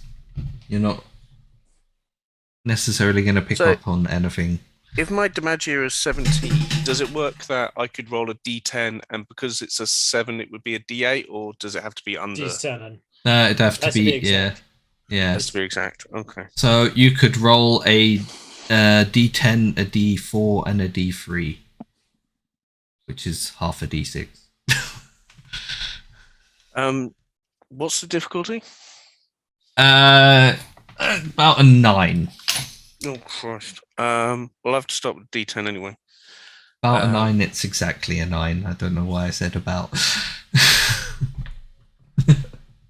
God.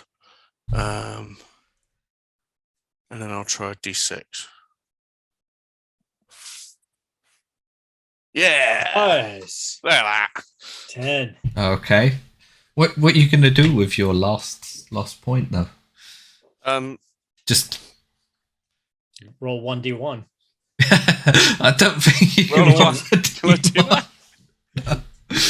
But roll 20, it's all right. You You got over it, so don't worry. Okay. It was you do have a sense, but you also have a sense whatever Titus is doing, something seems to be. You have like a sense of there's something unnatural about this situation, but then there's something else unnatural sort of counterbalancing it. There are things going on. So there are two unnatural forces here. Yeah, but working against each other, and we're caught in the middle. It's probably what you can gauge at the moment, because it's I'll carry on throwing up over the side. a little bit too. You're just sort of trying to feel the area around you without really. Pandaren kind of tries to make a dramatic moment of it by standing on the foredeck with his staff out and, trying to get, and then just goes. Kaz is like, Pandaren, your offering to Neptune is not appreciated, apparently. And slowly the ship turns and turns again and tilts and turns and almost tips at one point and pushes its way towards Polar, at which point the entire sea seems to go flat and still again by the time you reach the city on the coast. The captain and the crew, by the time they pull up along the dock, kind of look at you, scowl at you, and almost, rather than unpacking your things, almost physically throw them over the side, and you get a general sense of, please leave this boat and never come back. Thank you for your business. Don't come again. Yeah. Half of them are sort of nursing really bad blistering on their hands as well. Right. Kaz looks down at his hands. He's not real thrilled with the situation either. He turns to the captain. He's like, "Don't worry, Captain. I wouldn't get back on your boat if the gods commanded it."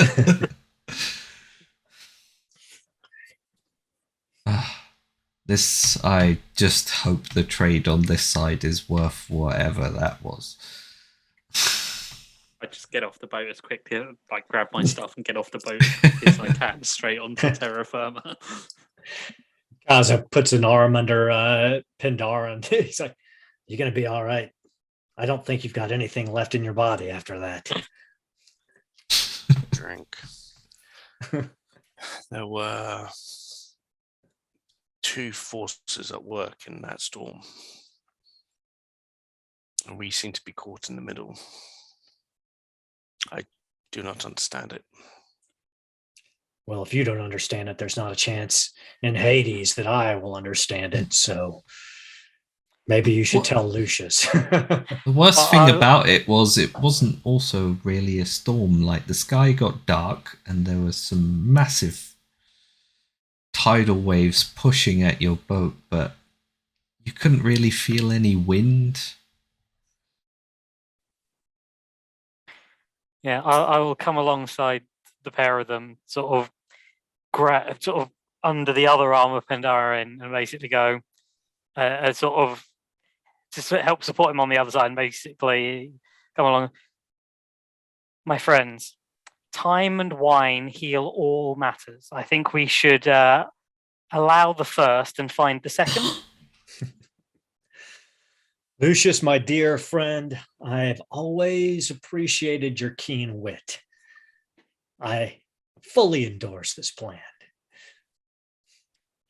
Yeah, I think we should possibly get off this. Should we leave this vessel to its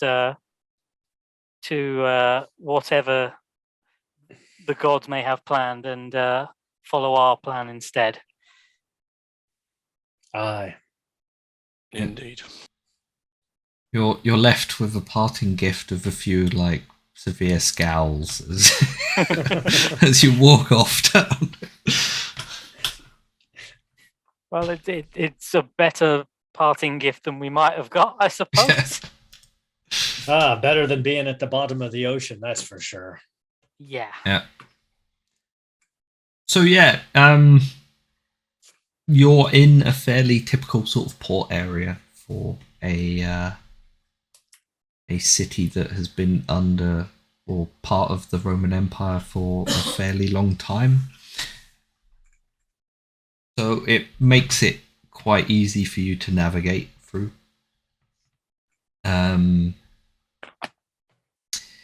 You were given an idea of where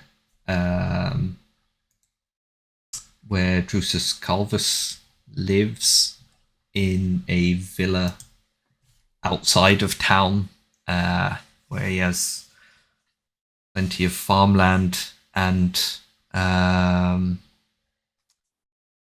some vineyards and things like that. And then you're also given a few tips about places in the countryside where watchtowers have mentioned strange goings on, or where they've been given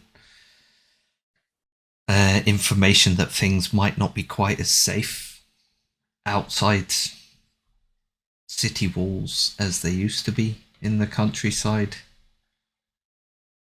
Because a lot of this area, this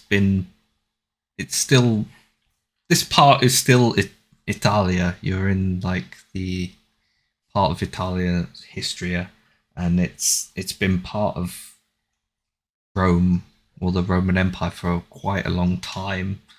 So, as the borders moved further away, things have settled here a lot quicker than in some other places, and generally you don't get a lot of large-scale trouble out here. This is the heartland of the Roman Empire. This isn't the problem. So a long way away. The borders are a long way away. Especially since like things like the citizenship question have been answered long ago. These areas are just they're all core parts of Roman citizenship. I mean, if a senator has got his estates out here, it's obviously supposed to be safe, isn't it? Yeah. Perhaps you should go about acquiring some horses, Lucius. I'm sure the local garrison will be more than happy to help us if nothing else, just to get us out of their hair as quickly as possible. You're I'm gonna assuming pay a visit to the local Castra. I'm assuming there is one, even if it's a naval one. Yeah. There's one outside of town as well. There's a barracks. Yeah. Are you gonna go there or? Yeah, sounds like a good place to go. I mean, how far? I mean, if nothing else, we should be able to get directions and an idea of how far the senator's estate is. Yeah. And it's, do we have time to travel there today, or do we stay at the Castra tonight and travel the next day? Given that we've just had a very rough and unusual crossing. Yeah. If you go to the Castra, they'll probably tell you like, the senator's villa is about, yeah, you're gonna end up arriving around, if you travel by horse, around sort of early evening-ish. Perhaps we stay here in the city tonight then and leave at first light. I would hate to impose ourselves upon the senator only to be turned away from his gates. Yeah, I'm sure that given the strangeness of the events, that's possibly best. Strangers arriving late, carrying writs from the imperial palace would be welcome, but certainly worrying to the household at that time. Possibly not the best thing to do. Yeah. Okay. So you're staying at the barracks then, or are you staying in town? Well, yeah, in Pola, or Depend. I mean, how far out is the Castra? the Castra is gonna take you like a couple of hours maybe to travel to. It's not too far out. It may be best to stay there. That way we can. At least we're going in the right direction. We're going in the right direction, and that we will be able to set off early on horseback. Whereas, obviously, to get to the Castra now, we should probably we'll have to take on foot unless we want to try and find horses here in the city only to end up having to leave them at the Castra or have them returned. I'm not sure that the Praetorian Guard would quite wish the expense necessarily. I'm not sure we'd need horses to get to the Castra in time. I think if we just go there tonight, we're not going to lose any time, given we'd stay there until the morning anyway. I'm not afraid of a bit of marching. Plus, And I'm sure that few days on a ship, I want to walk on land again. And I'm sure that you will all feel more comfortable at the Castra rather than staying here in the city. You're not wrong there, Lucius. I have long since lost my appetite for cities, but You do seem to keep ending up in them. Yeah. So you travel out along the road, and one of the first things you notice is sort of the road towards the Castra seems a lot less well maintained than you would be expecting.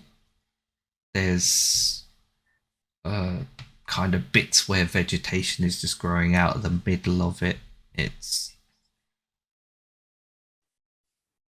in some parts just stomped down earth in a couple of tracks that's been fairly frequently used, but not, other parts of it are just ill-maintained road.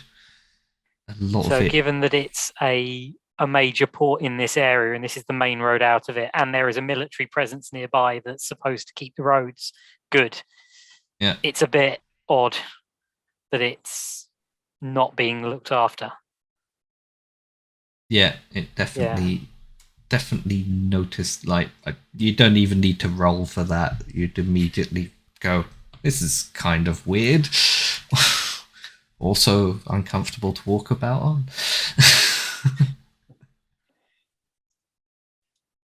Well, if we needed any other proof that things had gone awry here, the conditions of these roads alone indicate a laxness to their responsibilities. It's disappointing that they're not better maintained.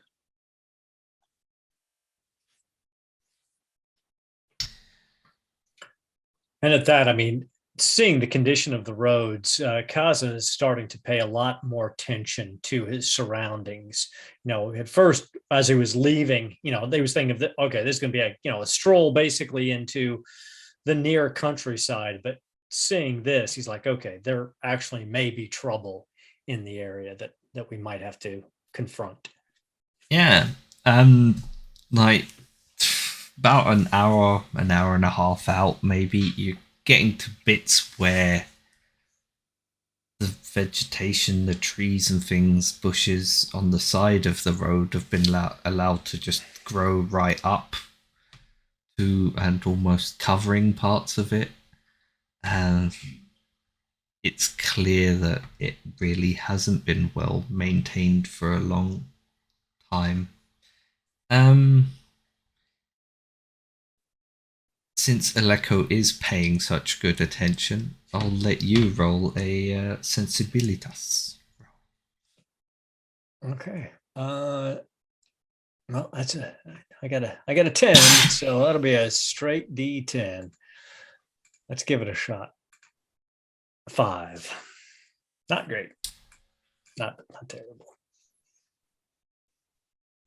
You may have heard some rustling.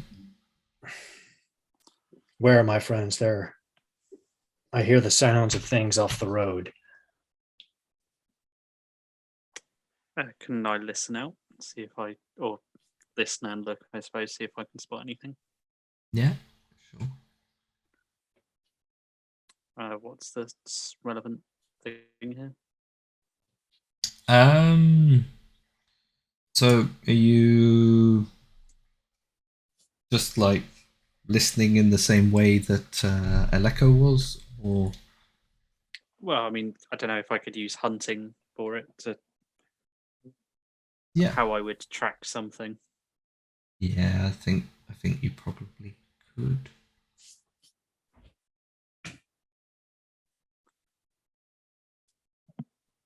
All right. So de natura. Roll on hunting.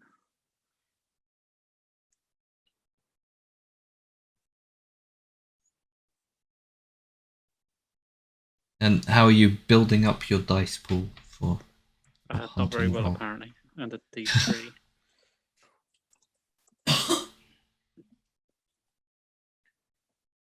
Okay. For a total You of got 10. a 3 on your D3. The D3 kind of helped bail me out there. With a 10, yeah, at first you don't really notice anything. You can also hear like maybe people walking about. And then off the road itself, behind a few of the trees, you spot a small band of people. It seems to be an older, more authoritarian figure leading a group of 3 younger people. They're moving away from the city as well, and they all look quite well armed for people just randomly traveling the countryside. I'll relay that very quietly to the rest of them. Do you think they are soldiers, legionnaires themselves from the Castra? Could I have told whether they look like legionnaires? They're not dressed like legionnaires. I don't believe so.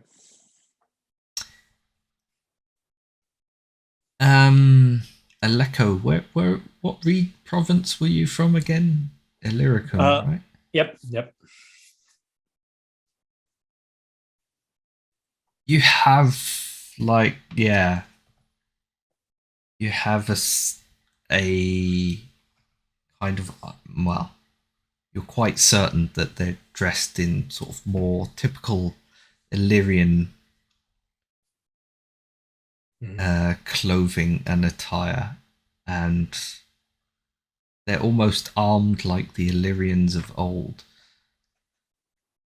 They, now that you've pointed them out, they look like the pictures from ancient Illyrium, the old warriors. They must be a mercenary band or something. Perhaps we should talk to them. I'll just look at Lucius. They keep moving. They're pretty much it's not obvious whether they're aware of you or not, but they're definitely, if they are, they're not giving you any mind, and they're just sort of walking off deeper into the countryside, away from the road. Can I try and stealth to kind of get into, I don't know, scrubland or not on the road itself, just so if it all goes pear-shaped, I can kind of give them a bit of a nasty surprise. Yeah, if you want. Yeah. I'll give it a go anyway. You'll have to sort of, at this point, try and catch up with them a little bit as well, though, so you'll be sort of sneaking in around behind them. If it does go badly, that could potentially be a problem. Well, may as well try. A 9. Yeah, you don't do a great job, but you definitely don't. You're not noticeable to them. You've sort of managed to move around a bit of a ridge out of the way and kind of running along parallel to them at the moment. But they're still marching off into the countryside. So if you are following them, you're being drawn away from the road at this point as well.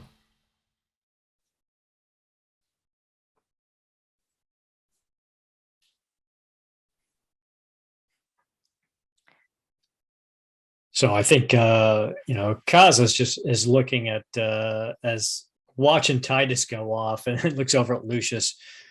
He's like, "Well, do we follow him? Do we wait till he comes back?" You say that what they were wearing was old. Well, they were dressed like warriors from my people's past, not like they did not appear to be of the Legion or garbed even as modern Illyrians. I think we have the time, and we should possibly not leave one of us on our own. Perhaps we should see if there is anything to it. If there is not, it's not a huge loss of time.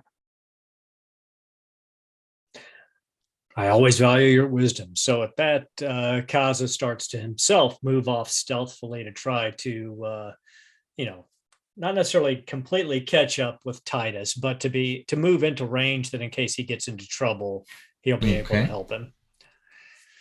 Yeah, so that's a Decapore stealth roll as well. All right. So I've got a total of 16 in that because I've got 1 in stealth and a 15 in Decorpe. So I'm going to roll 2d8 and get a 5 on 2d8. My rolls have been spectacular. Yeah. Don't worry. It just means they'll get better. Maybe. Your next character will do better. That's what I want to say. I'm going to end up getting Titus killed. So. No, you move forwards along a similar kind of path to Titus, and you're sort of getting closer to them when you hear from one of from the older one that seems to be leading the band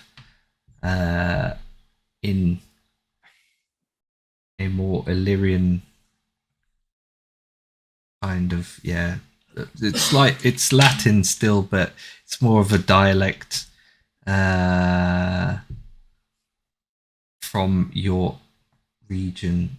And you hear him say, "See, I told you, if we just keep walking, they'll follow." But at this point, you also spot a couple more heads along the ridge line in front of you, and they definitely know you're there, and they definitely know that Lucius and Penderon are nearby. Only maybe Titus is just out of sight. So I speak up in Illyrian, and I switch from Latin to Illyrian, and I say, "Aye, we're following you. Come forth and parley." The leader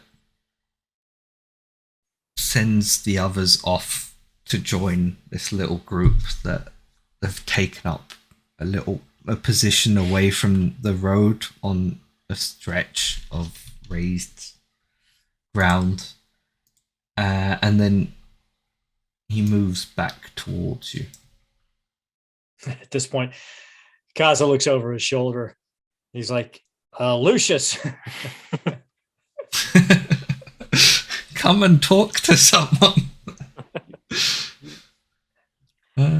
I will cautiously, obviously not, I will cautiously head towards where they're sort of off the road to where they're meeting. Non-threateningly, but making sure I'm aware of what's around, and possibly making sure that sort of Bendarin is not left on his own by the road. Poor old man left on the roadside. Just like standing there. Everyone gone? Yeah, no, exactly. And then I'm going to go and find a log to sit on or something. The man approaches and he's dressed as a warrior with a spear, a javelin, shield, armor on, helmet in the old Illyrian style. And he looks at Aleko, and then he looks at Lucius, who's come forward a bit, looks up and down, and immediately addresses you in Latin. Goes, "Arve, I'm Kratos. What do you want here?" Arve, we would ask you the same question. We are seeking our road, and we're not sure of it. When we saw you off the road, we were hoping perhaps you could put us back in our correct direction. That's pretty easy. The road's over there. You were standing on it. A road may be stood and walked on. It does not necessarily mean that it is going in the right direction. And what direction were you intending on going? We were looking to visit a friend. His estate is somewhere nearby, but we were not sure if we were heading out of the city in the right direction.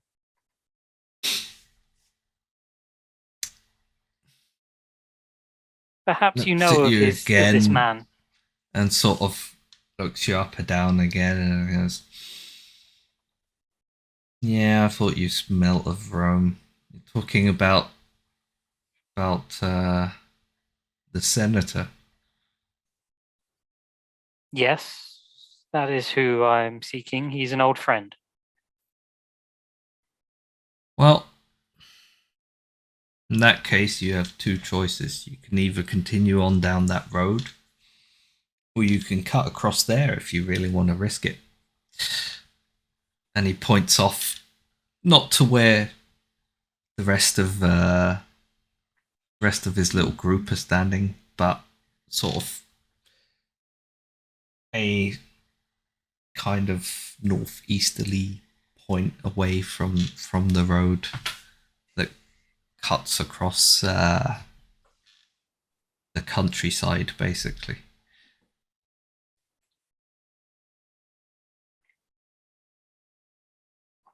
Thank you for the information. I think we will stick to the road, and now that we know we are heading in the right direction, trust to that. But the information is helpful. Should we wish to return that way? Sounds safest for you. You watch these roads then to keep them safe. We watch what is ours. I understand. I apologize if we have trespassed on your land or on your time. Roman apologizing. That's a first. But I must be away to my business now. You should be to yours. I doubt we'll cross each other's paths again. Then may the gods go with you, and may the gods go with you. Hopefully they will.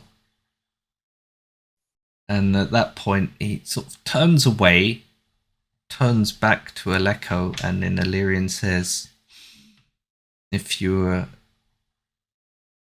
any sort, you should probably come with us as well. And then he walks off. Kaza lets him get well out of earshot, and then he turns back to Lucius. He's like, that man is going to be trouble for us. Of that, I am certain. Oh, there's no trouble here at all. I agree with you.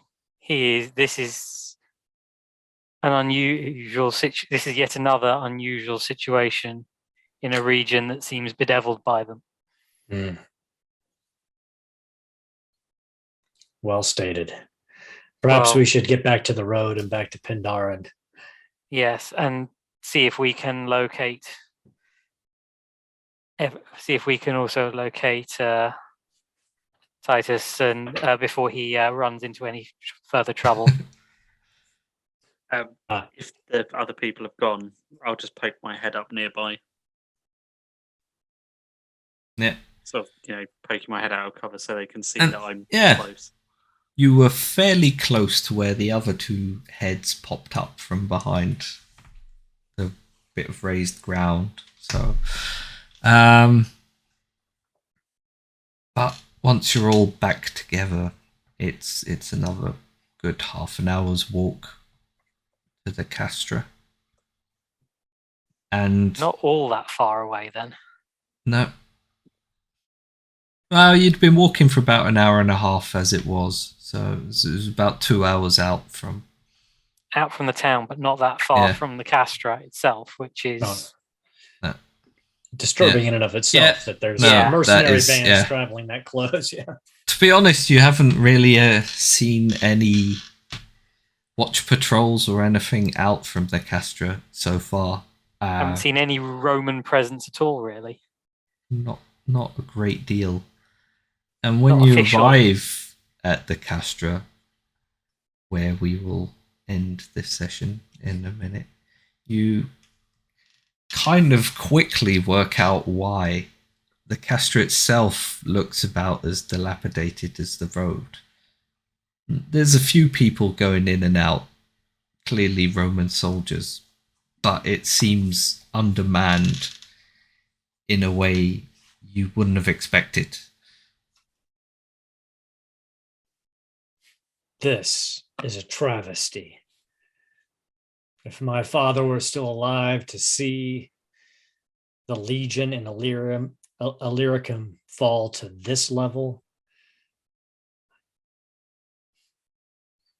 Disgusting. And yeah, it even takes a while for the soldiers on watch to even note you and call out.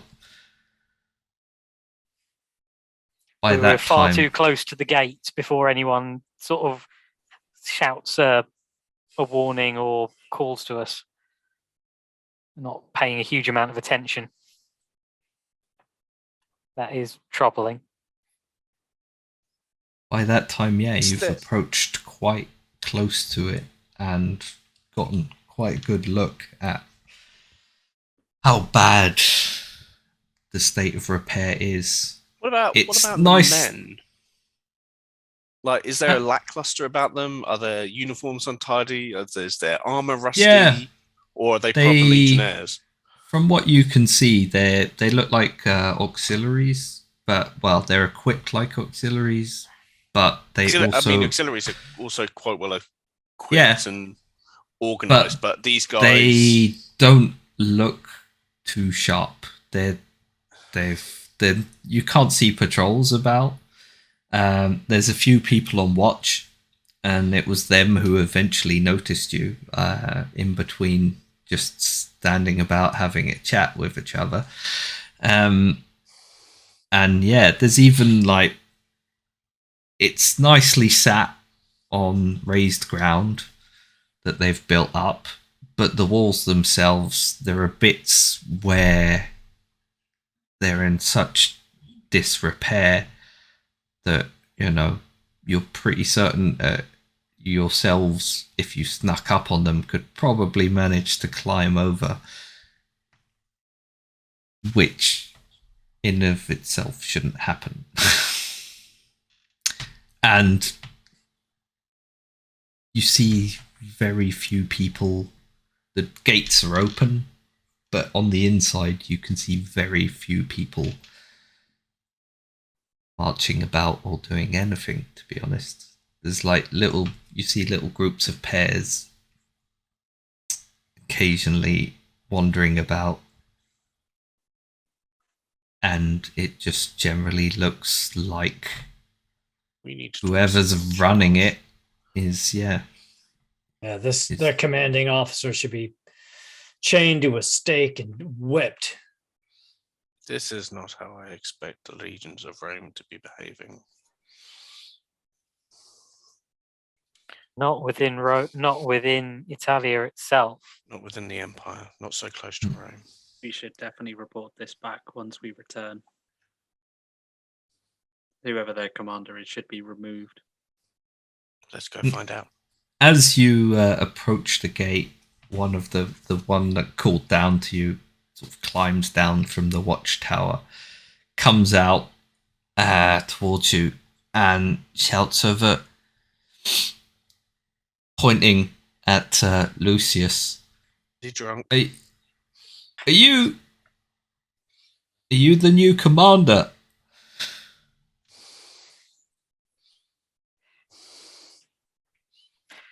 I won't respond to him, but I will Just sort say of yes.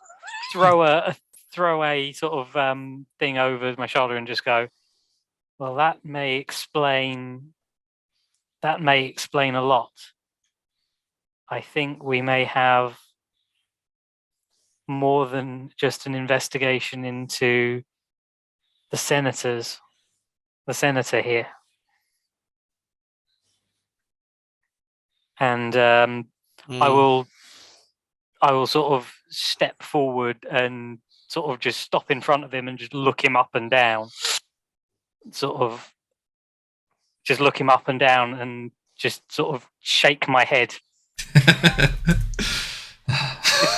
with the full force of the sort of just ingrained nobility of sort of hundreds of years of sort of Roman patrician expectation. Just look at him and just shake my head and say nothing to him. He's sort of leaning on his shield, and he's got his spear, but it's not really at the ready or anything. And as you're shaking your head at him, like little group start filing in behind him, and there's about 30 or 40 men in the end, and that appears to have cleared out the entire barracks, and they're all sort of looking expectantly at you as you're just shaking your head, and Aleko and Pandaren and Titus are standing behind you, probably equally surprised. And Aleko bellows out in his best legionnaire voice. Fall in with your kit and gear for an inspection, maggots. Your days of sloth are over. I'm so glad you did that. and like a sudden confused mumbling goes up around the group, and their eyes kind of widen, and at that point we'll close it off.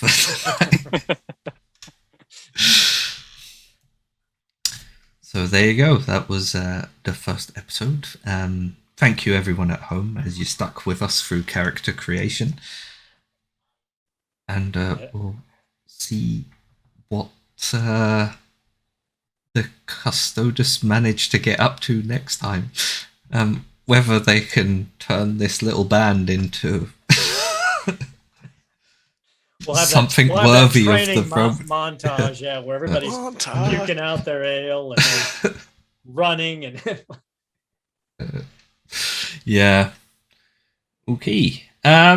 So is there anything anyone needs to tell anyone about, or the people at home, about what we're doing the rest of the week? We've got Dune tomorrow. Yeah. At 8:30 British time.